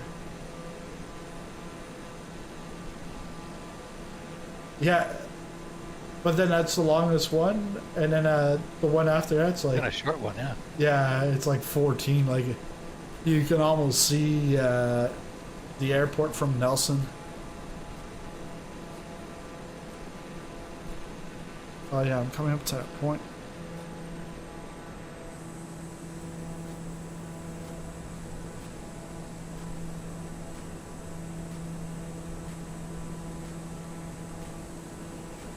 So we're going from here back to Christchurch Airport, right? Yeah, Christchurch. Okay. Do a hop, skip, and a jump, and then up to Nelson. A town near called Kennedy's Bush. It says Twisted Sig.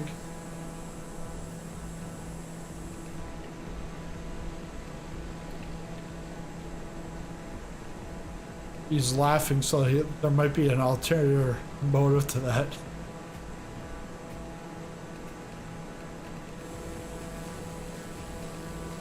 But yeah, this would be a nice place to visit.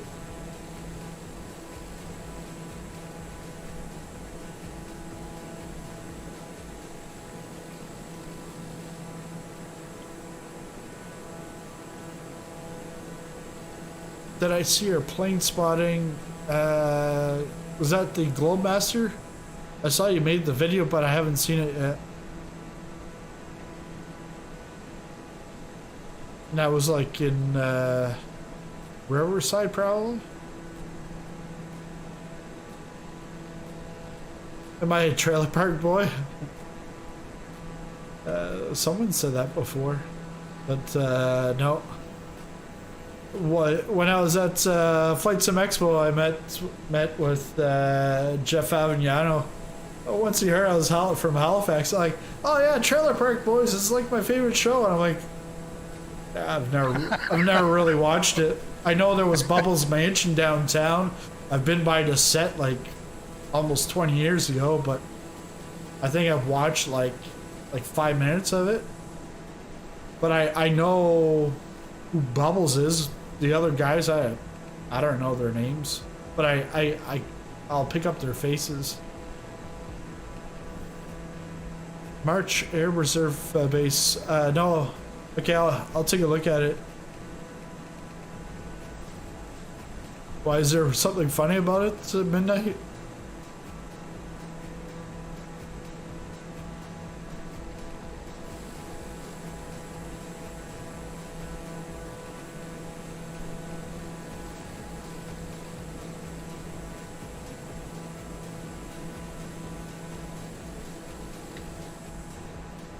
Have you noticed that nobody is disappearing anymore?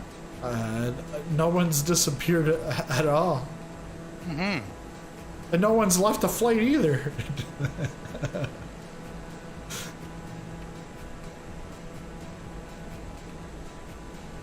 Yeah. coming back to Southeast Asia.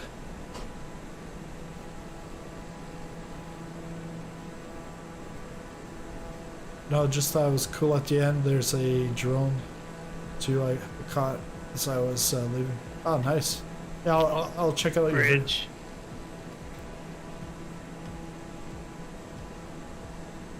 Is it a bridge? Looks like a bridge. No, it's not a bridge. Yeah, I learned my lesson trying to go under bridges in this sim. Yeah. You have to be careful. You have to choose them carefully. If they look like a building, don't go. That's right. Like, why does that bridge look funny? And that was my last word before I hit the black screen. So I remember last year when the sim just got out, I did a video of Halifax and I'm going over my place. Then I go into the harbor and I'm going to go under a bridge, and then it just like pack, and he just won't go. Or I was in the A5, so I had landed on the water and I was moving towards under the bridge, but I couldn't pass it. I was like, what's going on? I should be able to go under the bridge. Then I quickly realized, yeah, most of the bridges you couldn't. But now there's some that you can, others you can't. Yeah, I just remember when it came out, everyone was on that monolith hunt trying to find like the huge mile-high towers, like for the rendering, I found and that then one landing on them.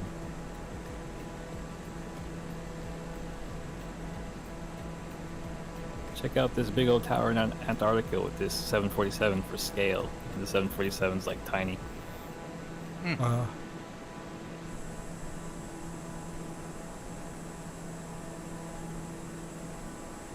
not sure if that's a cliff or if it's a waterfall, because it's like white, but it's the texture's not the best.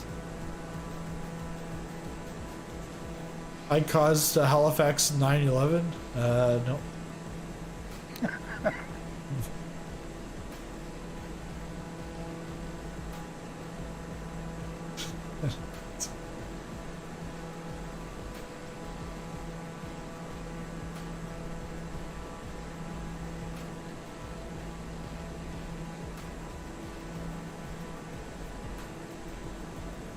Runway 29. That'll do it for us. Oh, look at that little map and it crashed into a building.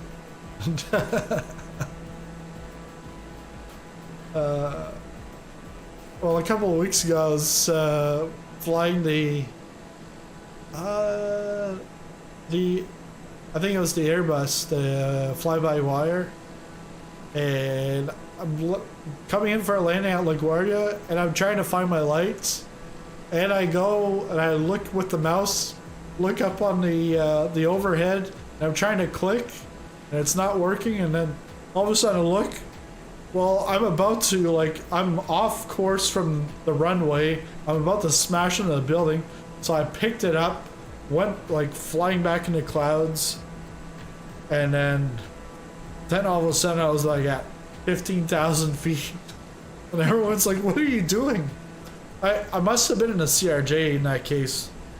And then I came back looping around, came down close, and then I used the... I almost wanted to do an auto land, so I put the altitude down to runway level, and then I put the vertical speed on.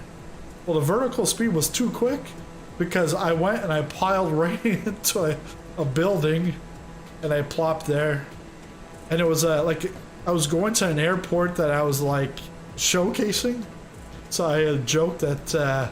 I was going to ask the developers if they can put a memorial there. The coordinates of Desert Soldier's crash have been radioed to authorities. Alright.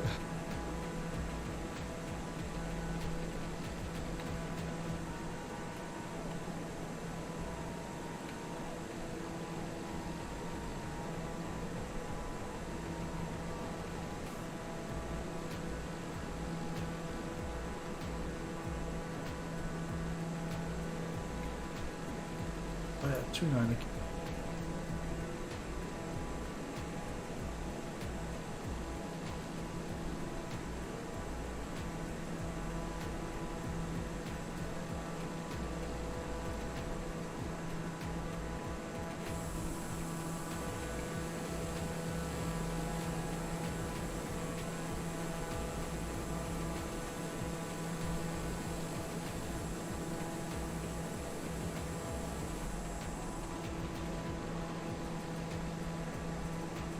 Boy, the more I fly this airplane, the more I like it.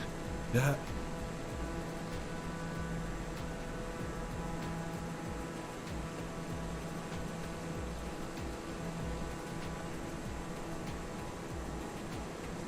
Because it's definitely good, like, to do, like, if you want to do a lot of cover a big area and still do like bush flying. It's a nice fast Bush plane. flying. You're buzzing the bush pretty much. Yeah.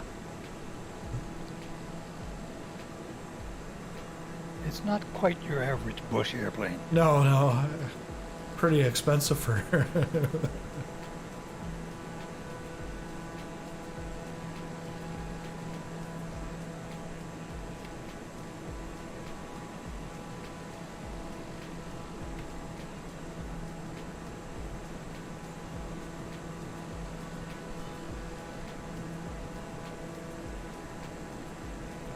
Yeah, so just a touch and go here.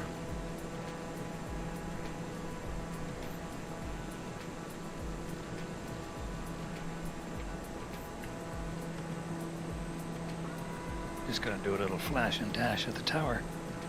Yeah. The pattern is full. Landing gear.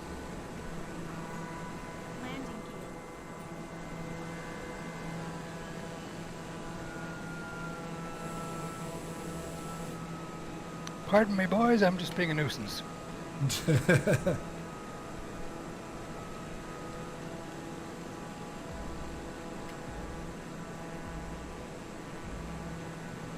Nuisance good. It's participation. I think the greatest thing ever was having the Xbox players join in, because that just pushed the game to a whole new audience. Yeah. There's just an awful disappointment that they can't get as much out of it in the way of Yeah. victories and so on as we can. Yeah. That's annoying. Especially the Freeware stuff. Yeah. Like, but they hired someone that's supposed to start mid-month and going to be working on community stuff for the marketplace, so that Xbox users could have something.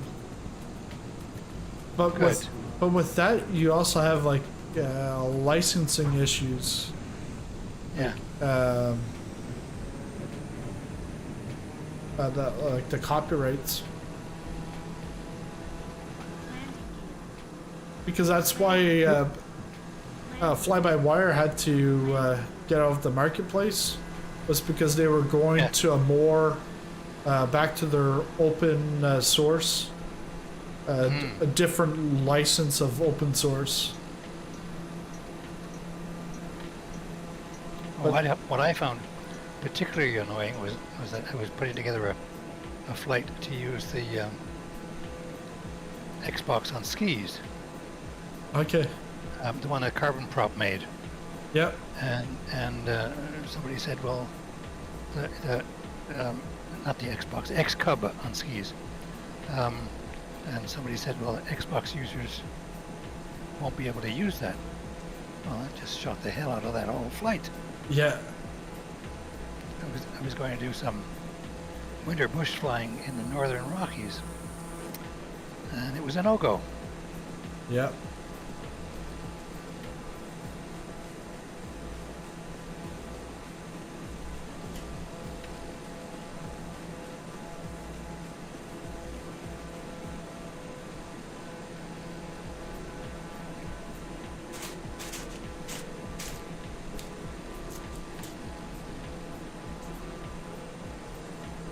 Yeah, the other night, we gave out some candy for Halloween, but we still had a pile left, and I just told my wife, I'm like, just cut it off now. I want some for myself. So then I ended up bringing downstairs the whole bag of Reese's peanut butter cups. I'm like, you can have the rest. So I said, oh yeah, you know, I gotta go downstairs, set things up, and I also gotta clean off my desk because it's full of Reese's wrappers. She's like, did you eat the whole bag? I'm like, no, but I ate a big pile of them. You gotta get rid of the evidence, man. Yeah. Well, when she bought them, I went and she's like, yeah, so none of this is all like for the kids, like giving out and stuff. And I went in, I took like, no, I said no, you can't eat any. So every time I'd go and I'd hide the wrappers in the like Halloween bowl or whatever, and I had some stuff in there, so I just hid it underneath. But shoot, I always picked them up from there. So they shoot. Well, we had enough for enough kids because it was like raining and cold and windy. I was like, I'm not taking my son out. You know, he's like 2 2/3. I ain't taking him out the outside. You can have some candy. Oh, better to have just enough than to run out during the night. Mm-hmm. I remember giving out candy, and we were getting down low, and I was hoping that I could give out the candy, then shut the lights off before the next round of kids came by. Oh yeah, because that's when we finished Squid Game. So she took a bunch of candy, she put it in a bowl, and she just left it outside on the steps. I'm like, what? Like, someone's just gonna take it all. It's like, well, if they take it all, they take it all. How many Squid Game costumes did you see? I didn't see any because I didn't even go to the door. I thought it was gonna be a real popular costume because I mean, how hard is it to get a see-through black mask with a PlayStation symbol on it, basically? Yeah, pretty much. Just put tape. Just go buy some nylons or whatever, put it over your face and tape. Strap on a square or circle or what have you.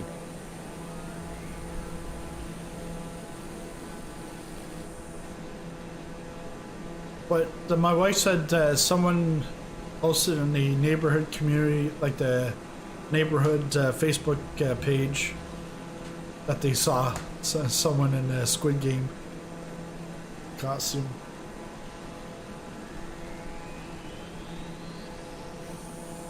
Yeah, the premium costume if you got the black mask, the leader.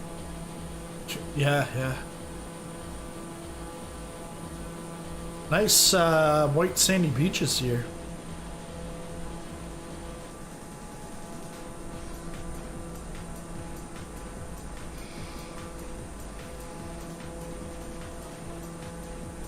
But now there's a way for Xbox players to play the most of PC games, Sims on Xbox. Yeah, well, because you are seeing that because of like the Xbox app stuff that's just for Xbox can be played on PC or vice versa. No, it's brilliant. I mean, I played Microsoft Flight Simulator 2020 the first time on a computer account with my Xbox Live subscription. Okay. And so they got me. Yeah, because I think if whatever you buy in the marketplace, whether PC or Xbox, you get it on the other part, and you don't pay extra. I think that's the only reason why I would ever get something on the marketplace, but I don't have an Xbox.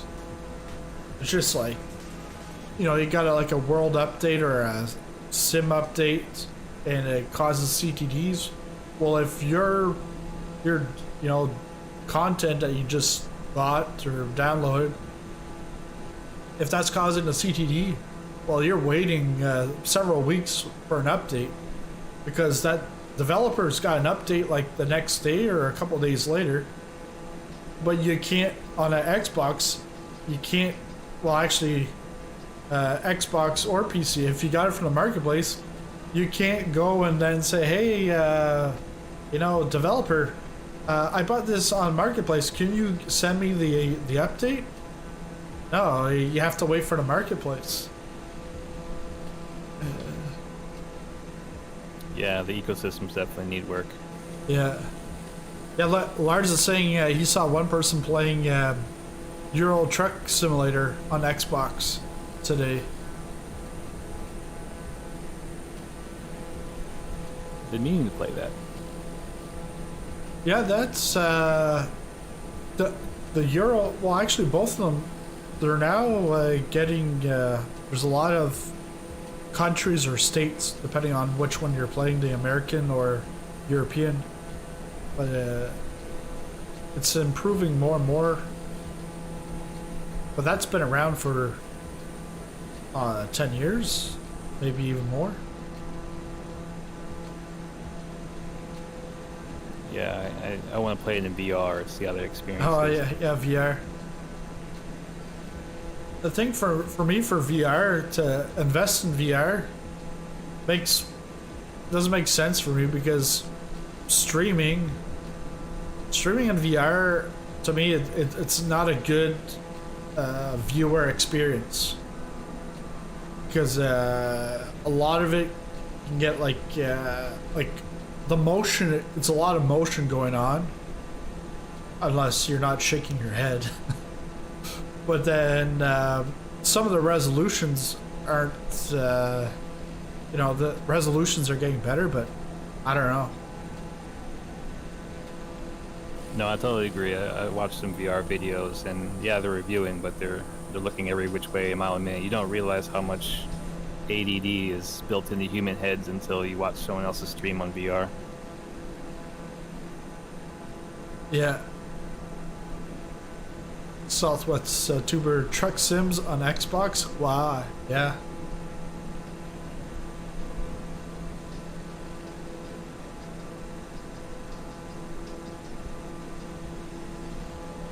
Because I'm not sure what's the status on Thrustmaster wheels.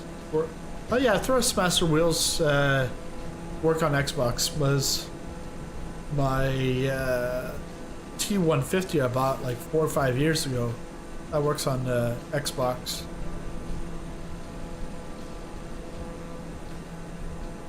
But my Fanatec wheel will not work on an Xbox. Or actually, Are those truck simulator games, are you using a technology that scans in like the layout of the railroads, or are they manually planning out all the maps? yeah, they're manual, like they're like, I'm not sure what's the actual conversion, but they might have like 1 mile is actually like 20 miles in real life.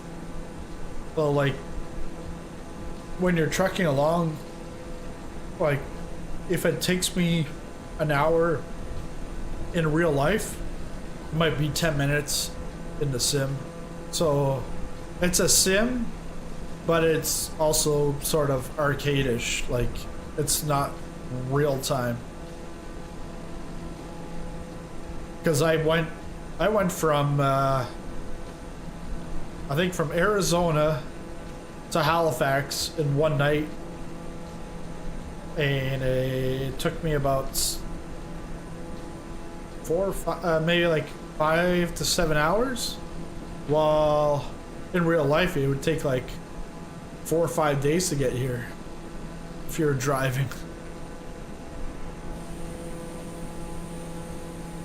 I guess that makes sense. You know, a straight line road wouldn't be very enjoyable for an hour.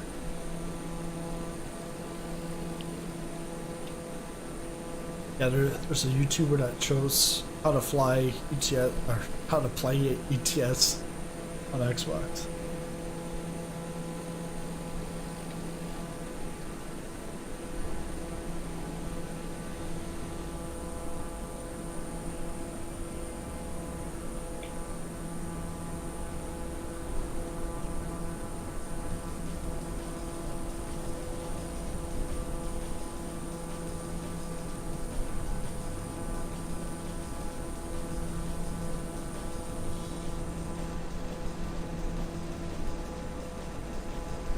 So on on Friday afternoon, I'll be flying on VATSIM, Vancouver to Jackson Hole to Denver, and so they're all third-party devs.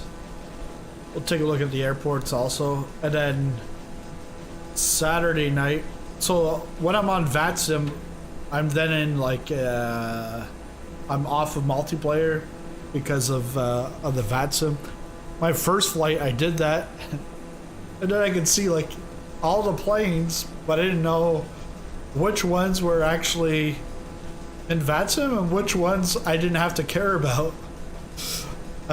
So then, and someone told me, no, you go like turn off multiplayer.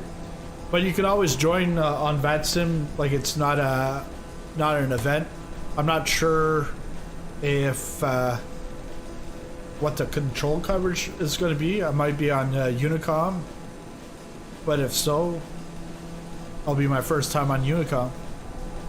And then Saturday night, that's an event. But if you want to join that VATSIM event, I've got the link, but you can just let me know and I can send you the link. But it's for newbies to VATSIM, which I am. But I might be doing my fourth flight while some of them might just be doing their first flight. So that's pretty much what I'll be streaming this week. I might do a discovery flight tomorrow night with this community branching off from VATSIM. They do like you can actually do your private pilot license, virtual private pilot license through them, and then get like certified through VATSIM. So I've wanted to do that, but I never went to any of the discovery flights. So that's tomorrow night. I'm not going to stream that because I don't know how long it is or what exactly we're doing, and I'll be in their Discord. So, but the next like actual like community flight, well, I was going to say on Monday, but because I was thinking Monday was the You realize that you were going up through 16,000 feet? I can see, but I don't see my alright. Yeah, I don't see my altitude. I can see that, like, but I didn't know I was really going up. Going up Dive, like dive. Yeah, dive. If I go on a 3-degree decline from here to the airport, I should be able to land, catch the ILS.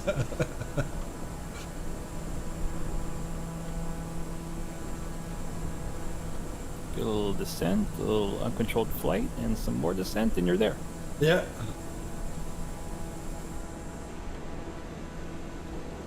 Oh yeah, I definitely want to descend at this point because there's some nice the river to fly, or actually no, the river keeps going north, but looks like some valleys, nice scenery here.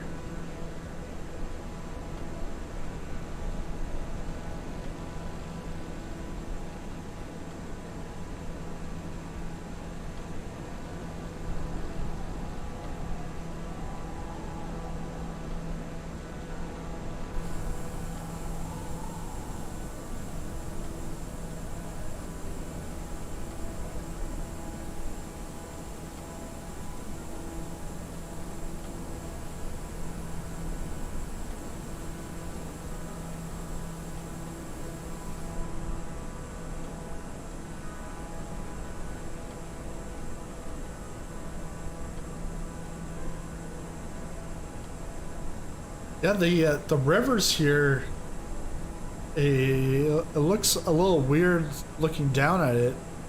It's almost as if it's pretty much a dry river. They're very old.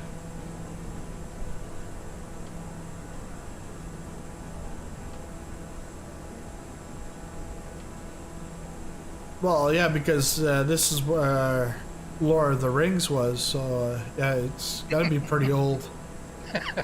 What's that white bearded guy, Gandalf or something? Gandalf, yeah. Yeah. He was in a new movie just recently Oh yeah. called The Good Liar. Quite a movie. I don't want to see the sequel, The Bad Liar. So is the Hobbit village set in this simulator somewhere? Maybe on Actually, where FlightSim.to. SU5 it was. Yeah, it was a freeware one, FlightSim.to, but I don't think it's been updated for any of the sim updates or world updates. Yeah, will probably crash your PC. Because all those, Excellent. it would be what?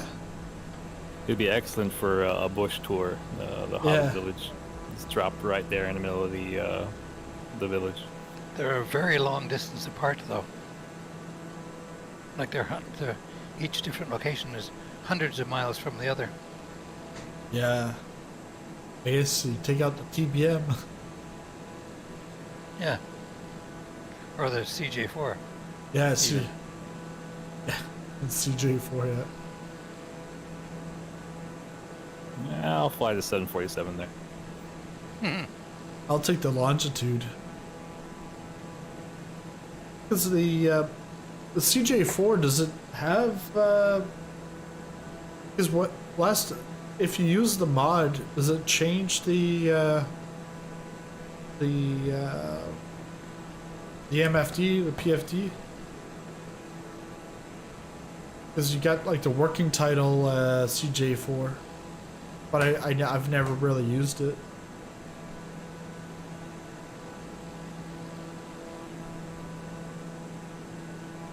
Wafer sticks.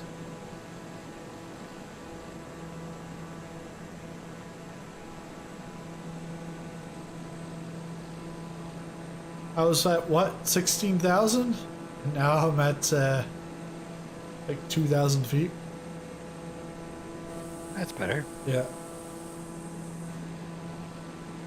Work that graphics card. Oh yeah. This thing is working.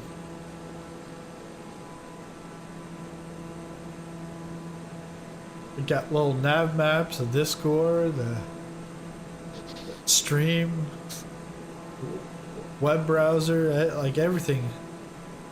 Four screens working as 2080 Ti.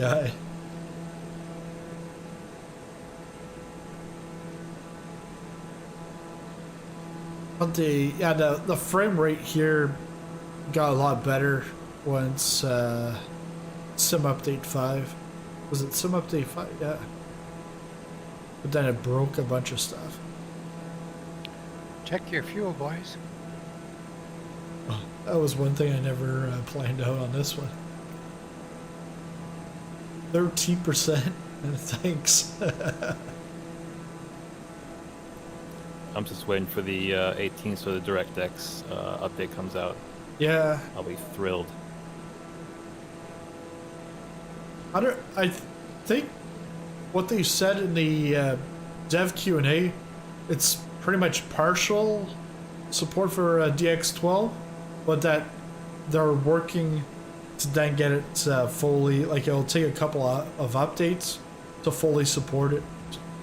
I don't know what exactly DX12 is going to do.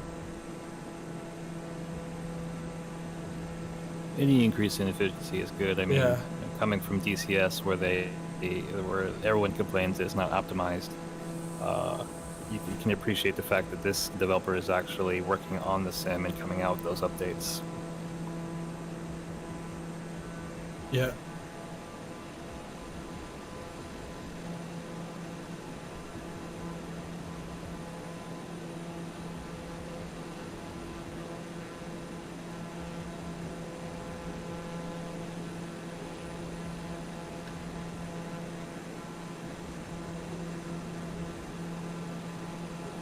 Sizzling. Compliments on this flight plan. This is beautiful.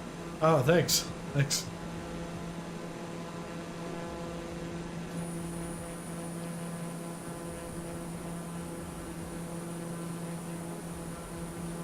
So many nice places to crash. Yeah.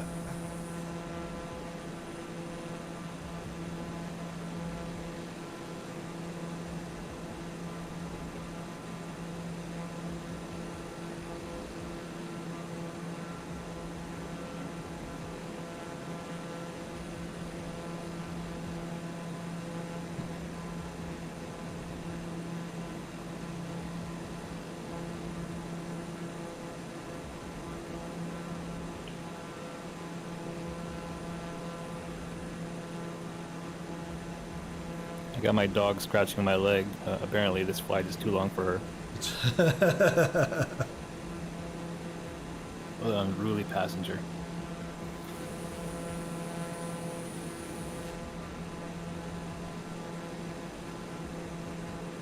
Yep. Well, last night it was like, I don't know, 10:30. I'm like, okay, I'm going to bed. I'm going to bed early.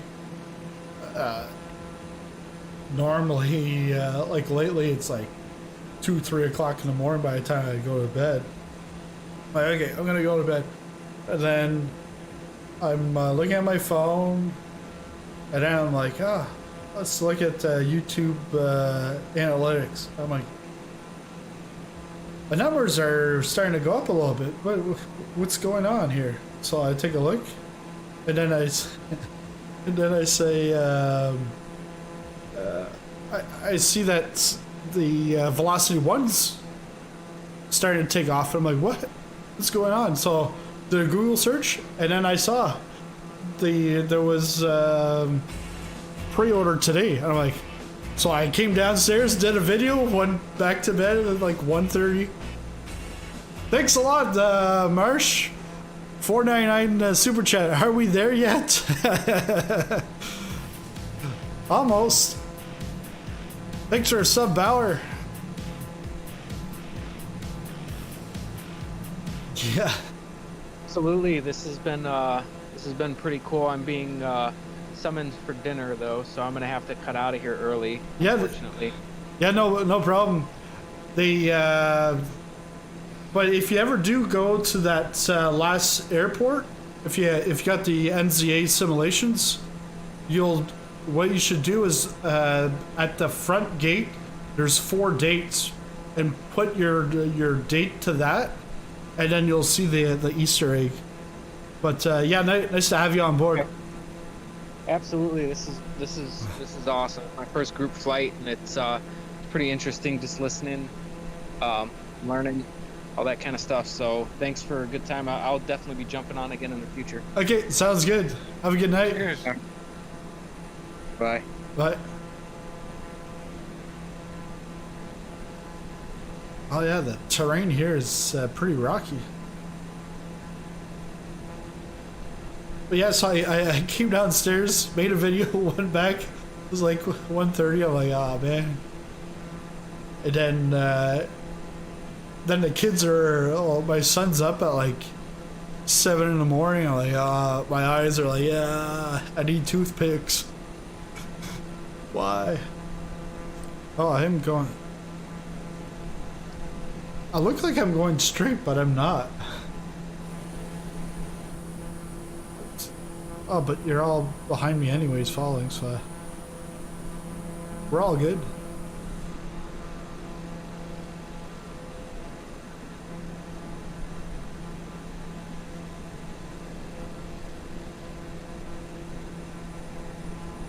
We're all way off course by about 15 degrees. Yeah. So we can all like pretty much turn in a little bit, and we'll be on track.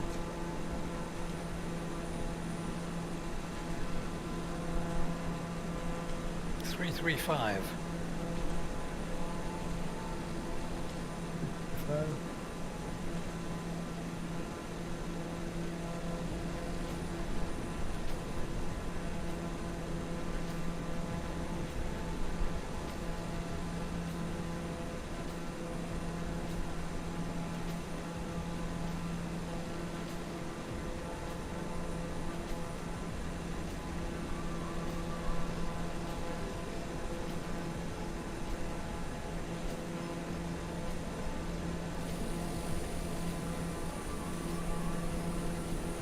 It's because I was aiming towards that pilot Monty. I was like, oh yeah, he must be at the airport.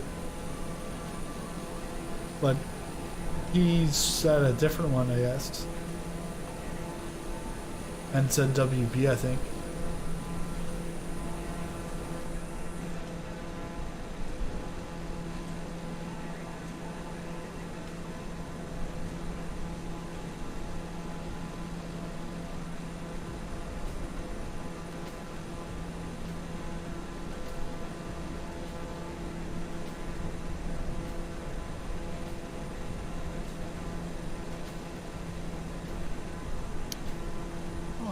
It's getting bumpy. We've got a 24 knot crosswind Oh. coming over these mountains going.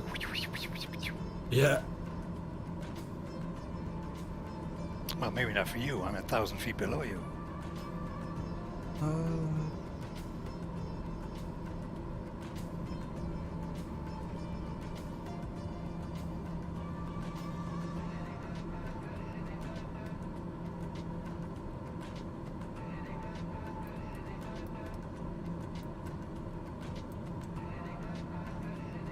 Doesn't work? The soft keys? Yeah, they work. Maybe the angle I'm on.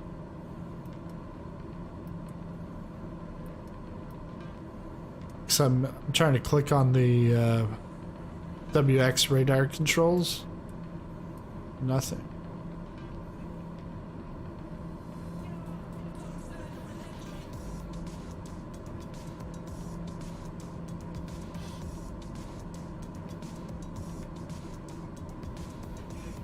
It should show next red when you click on it.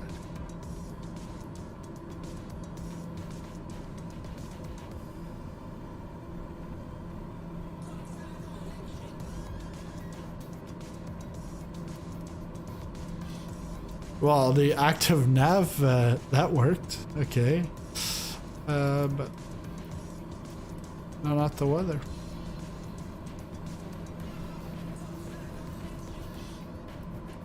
PFD map. Okay, I gotta look where I'm. Okay.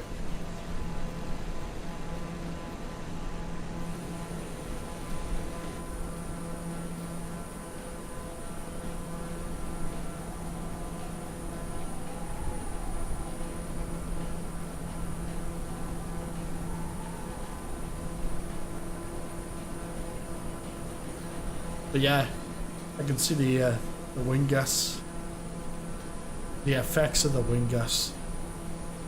Can't see the wind. You can even hear them on the outside. Yeah.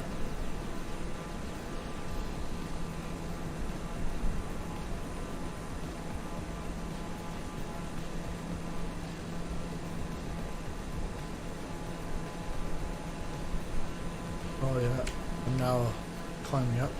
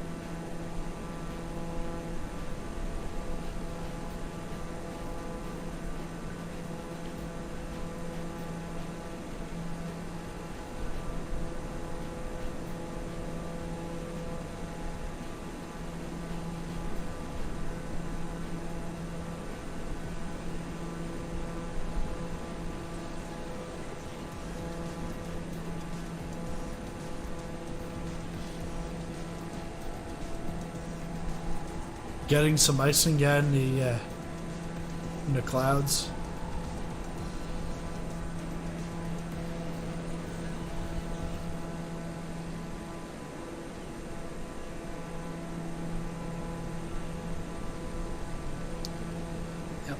just going into the minuses. Yeah.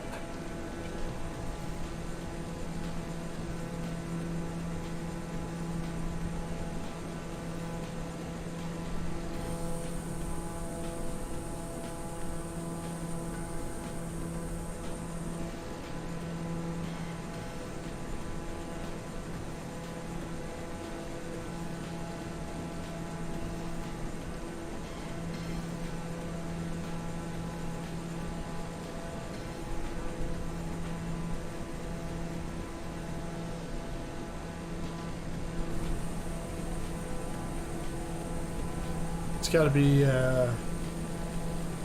Woodburn, where wafer sticks is, because it's like right off the river. No, he's way off our course. Way off.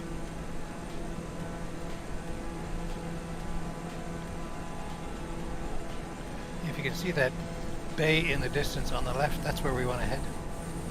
Yes. Oh yeah, and now the clouds are getting thicker. Mm-hmm.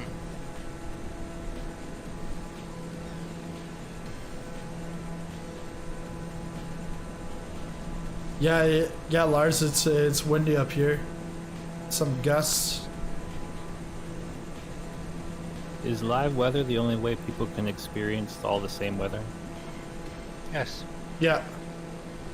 Actually, Is it like cloud for cloud, or is it, everyone's got their own simulated weather? Unless everyone assumes the same settings. yeah, I think it's all the same, but the only other way is if you do a group. But I think the group, a maximum is like 6 people. Yeah. Because I remember last year doing a flight with Gun Pilot, and we were in the same group, and we had clear skies in Japan, and all of a sudden I went and I switched my weather to thunderstorms, and kapow!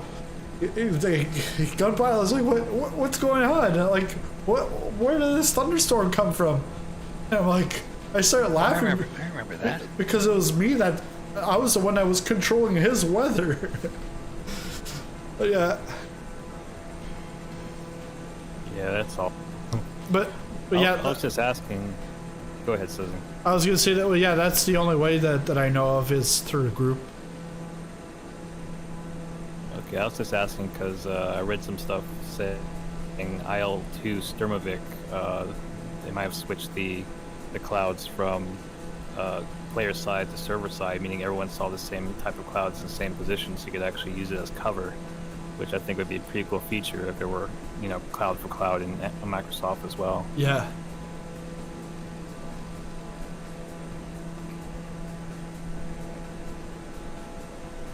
$25K, 25 knots, quartering tailwind from the right. Marsh says. 13 miles to Nelson. All right. Almost there. Is this where Willie was born? Willie Nelson? You're getting tired, right? Yeah.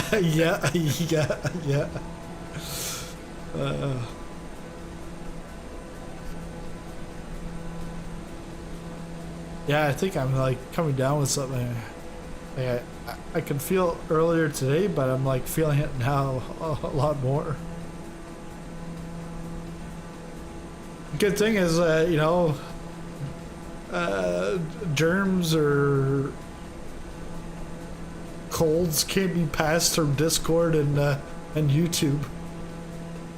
But viruses can. Only viruses. Only viruses. Yeah. I was reading a story just recently of these ferry pilots bringing these TBMs across the North Atlantic to Iceland and Greenland. Yeah. Saying at flight level 280 and 290, they're experiencing headwinds of 190 knots. Oh, wow. I was thinking that you read the same article I did, but what I actually read was New Zealand was getting A320s from Toulouse just over the weekend, I think, getting delivered to New Zealand, and how it goes from Toulouse to Gander to LA, and then LA, I think, Hawaii, and then Hawaii down in New Zealand. Like, wow.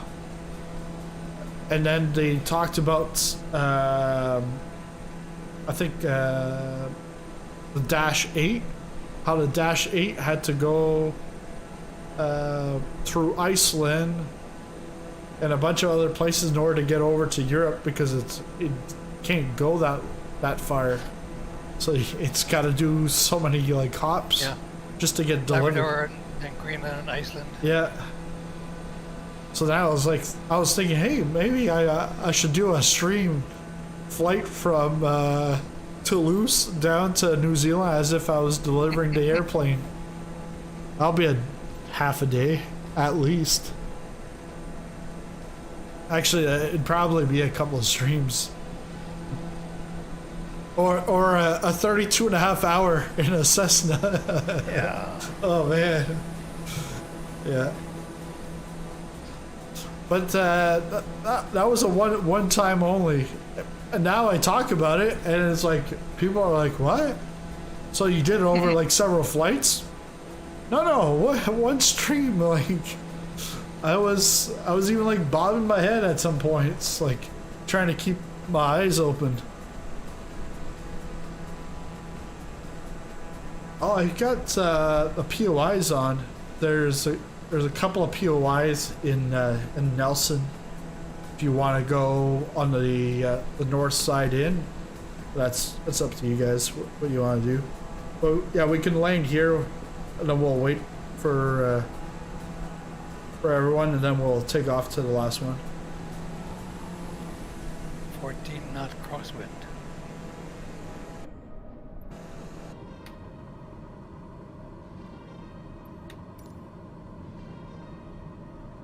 Landing gear. Yeah, I'm gonna have to go by the. I'm gonna go by the landmarks because I'm not gonna make it down. Yeah, those clouds.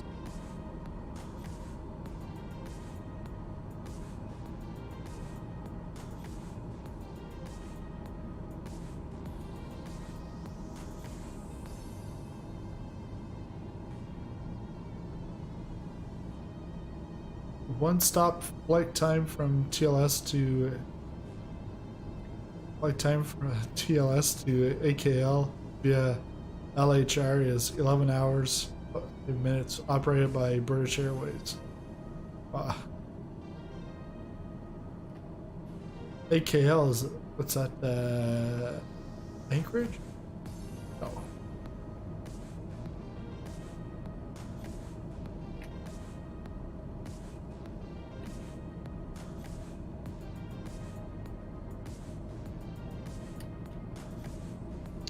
Jesus, this thing next to float. Yeah.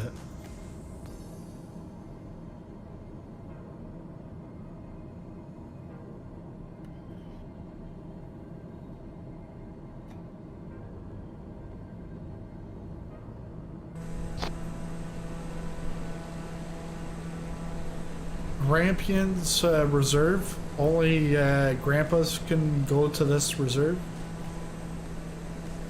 I don't know. Grampians.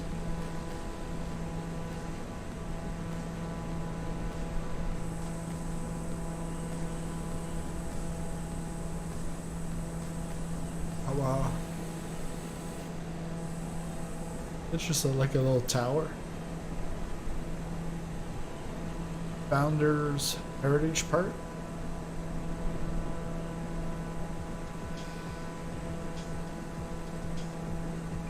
Yes, I remember that, Lars, because you were talking about how Thor God because it was just thunder and lightning pretty much during that whole 32.5 hour flight. I think I might have had like clear skies or no thunder for maybe 2 hours? yeah, 2-3 hours maybe.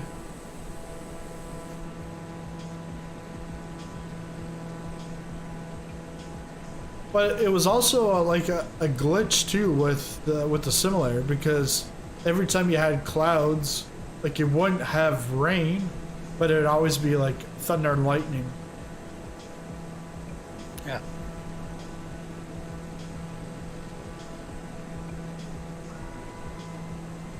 Landing gear.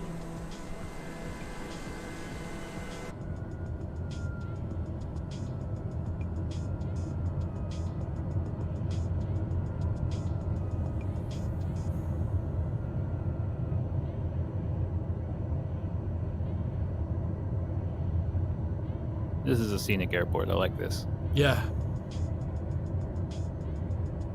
Here, when we stop, I'll actually go inside, but the guys at NZA Simulations did a great job here. Like, it's lovely.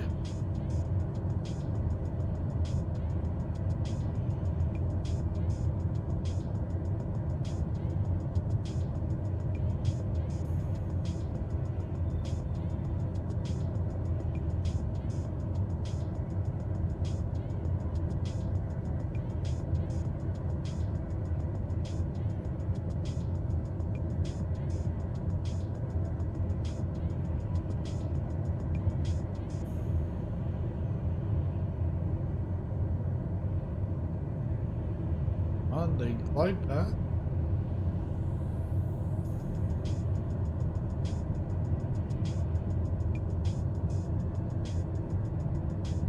You see that red line at the bottom of the speed bar? That's the one you want to stay away from. Yes.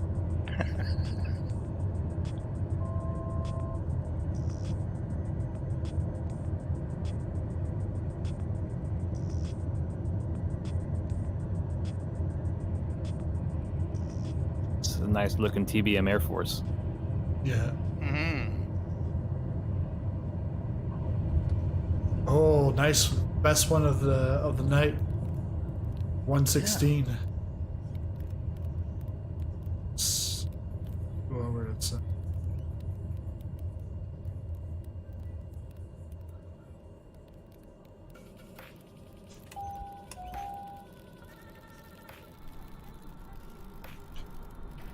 They talking about the update, the live weather, but not until 2023, maybe sooner. Oh.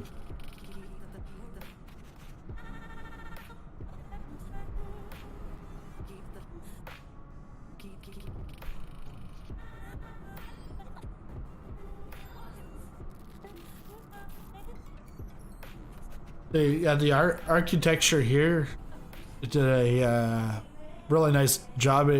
It's all like, it looks like a lodge, like a wilderness lodge kind of deal. Mm-hmm. And inside because it's pretty much glass on both sides, so you can see right through. But they put in a lot of details inside. Rather than just like a smudge picture just to make it look, like that there's something inside.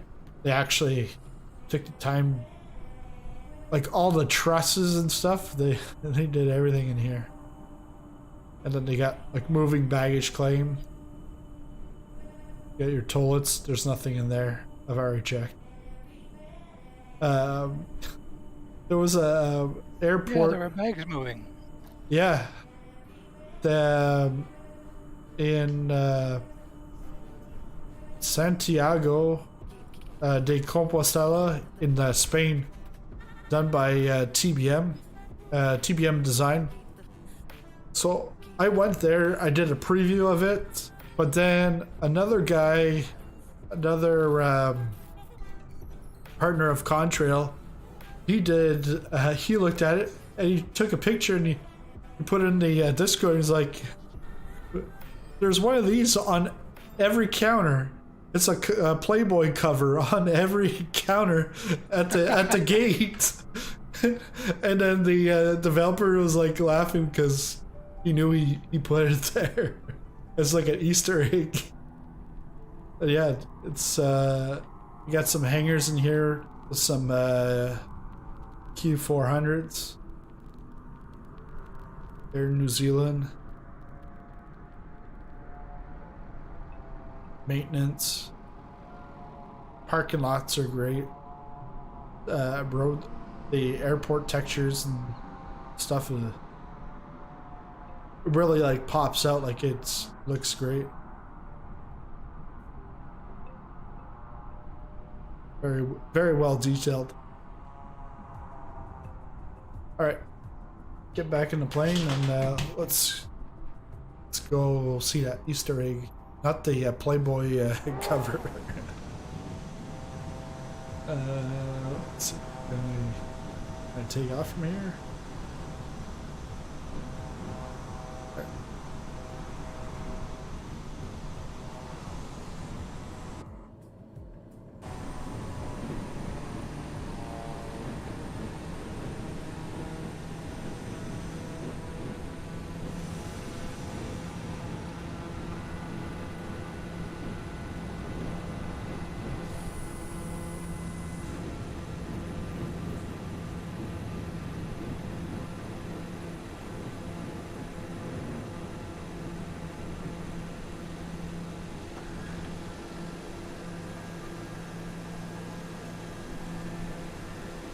Come from Xbox here. That's a nice airport. The hangar would be my custom parking spot. Yeah.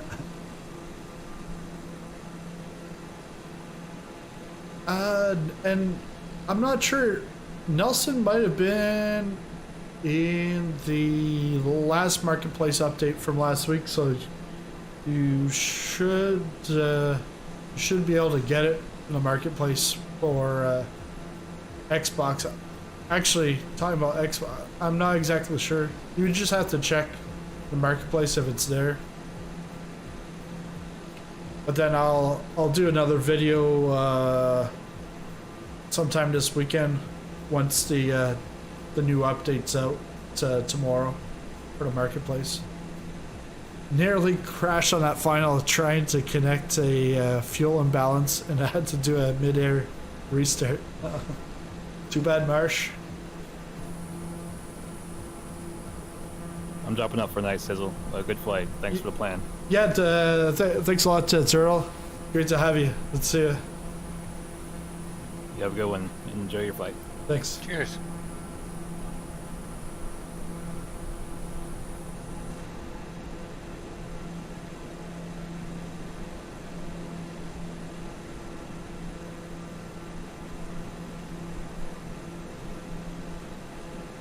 $148 nautical miles to the next one.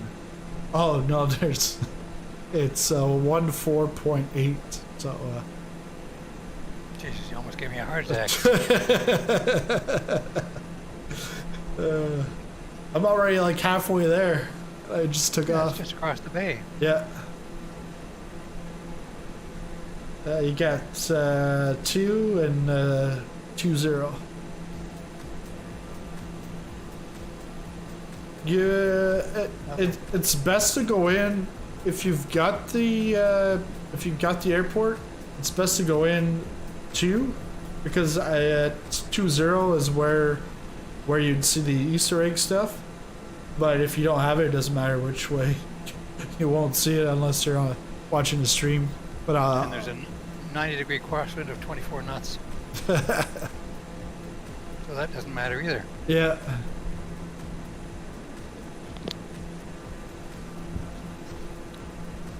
Oh, look at the ski slopes out beyond there. Nice.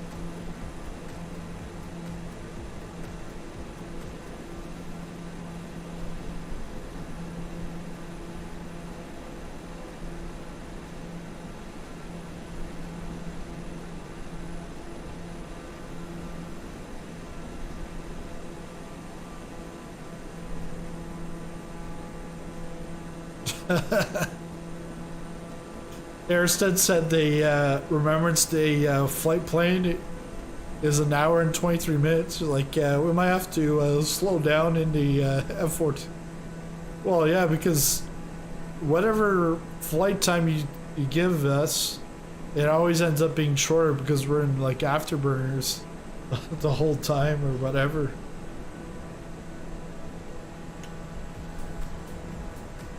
Well, I guess maybe after Comox, you fly all the way back to Goose Bay or Gander, whichever.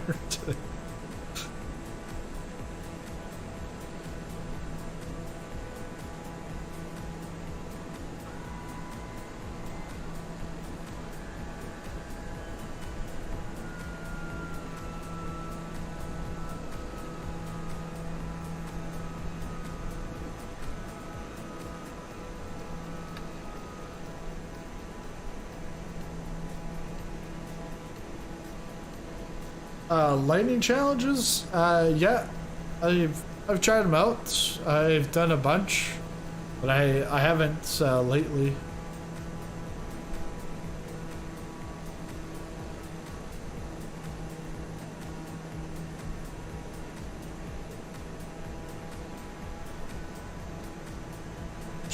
Did I go right past the airport? Yeah, I was like, oh, you must be going to the ski hills or something.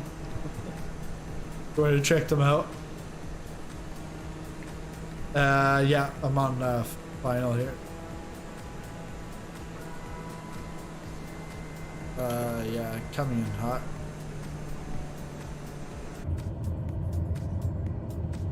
It's a very narrow runway.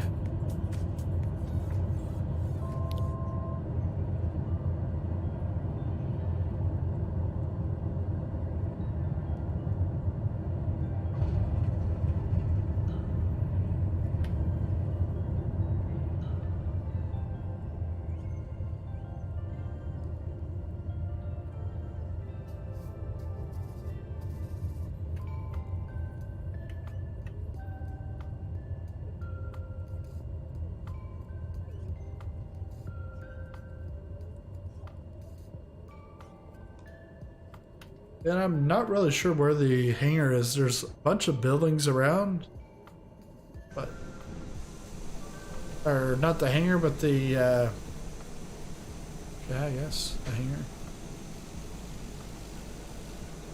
Let's move over.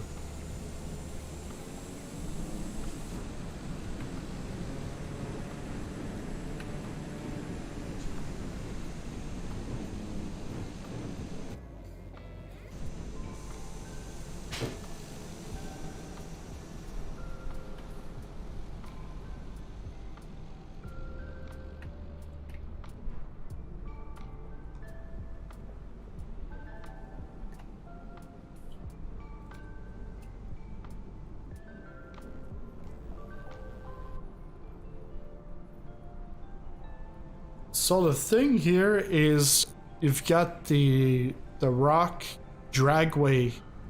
So what they do is, I don't know if it's 4 times a year, but this runway becomes a drag strip for drag racing, motorcycles, cars. So if you have the flight sim.to free DLC from NZA Simulations, if you put the date to November 21st or February 6th, March 6th, or April 3rd, might as well just put November 21st. It'll actually change everything into the dragway. So we're just gonna change my time.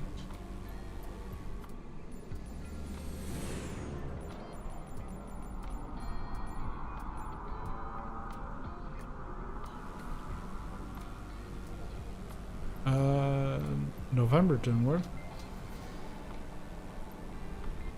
I'm gonna try February 6th. 22nd. November 22nd. November 20. Oh, okay. Yeah, there they are. Yeah, November 22nd because of I don't know, but it says the 21st, but 22nd, yeah. So then you got 2 cars. They line up, and then there's some cars around, and is there a green light yet?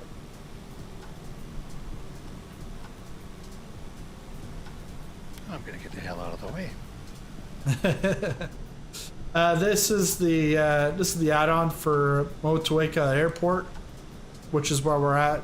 So you can find that on flightsim.to. Unfortunately for Xbox users, you can't access that.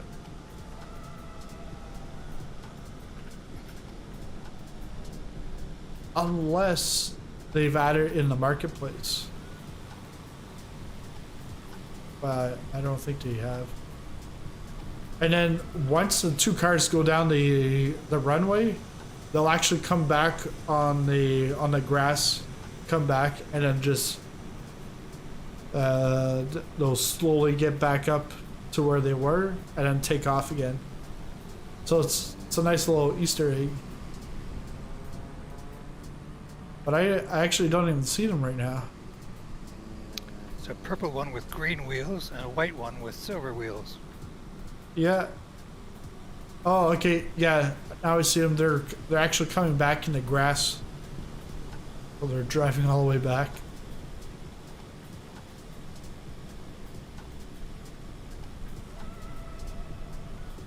Yeah, so There they go. I'll wait for them to take off again here.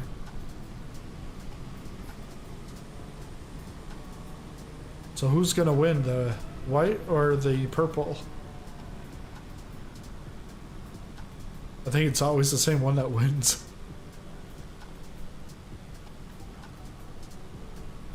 All right, here they go.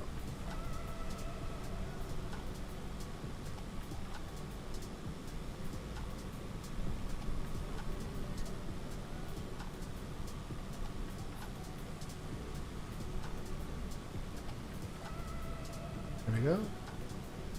Here we go. Oh, white. Wow, white is pretty quick.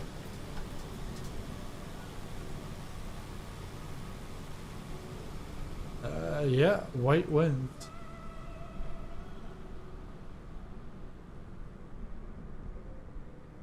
Yeah, it's just a nice added bonus, and you're not even paying for this airport anyways, so yeah. It's like... That's cool. Yeah, really nice. But yeah, thanks everyone. That pretty much concludes the bush flying. Great flight, great company, and great viewers out in the YouTube world. But yeah, thanks a lot, and I'll be back on streaming on Friday afternoon on VATSIM. Again, Vancouver, Jackson Hole to Denver. But until then, happy flying. Yeah, thanks, Popcorn. Yeah, no Nice problem. flight. Yeah, it was nice.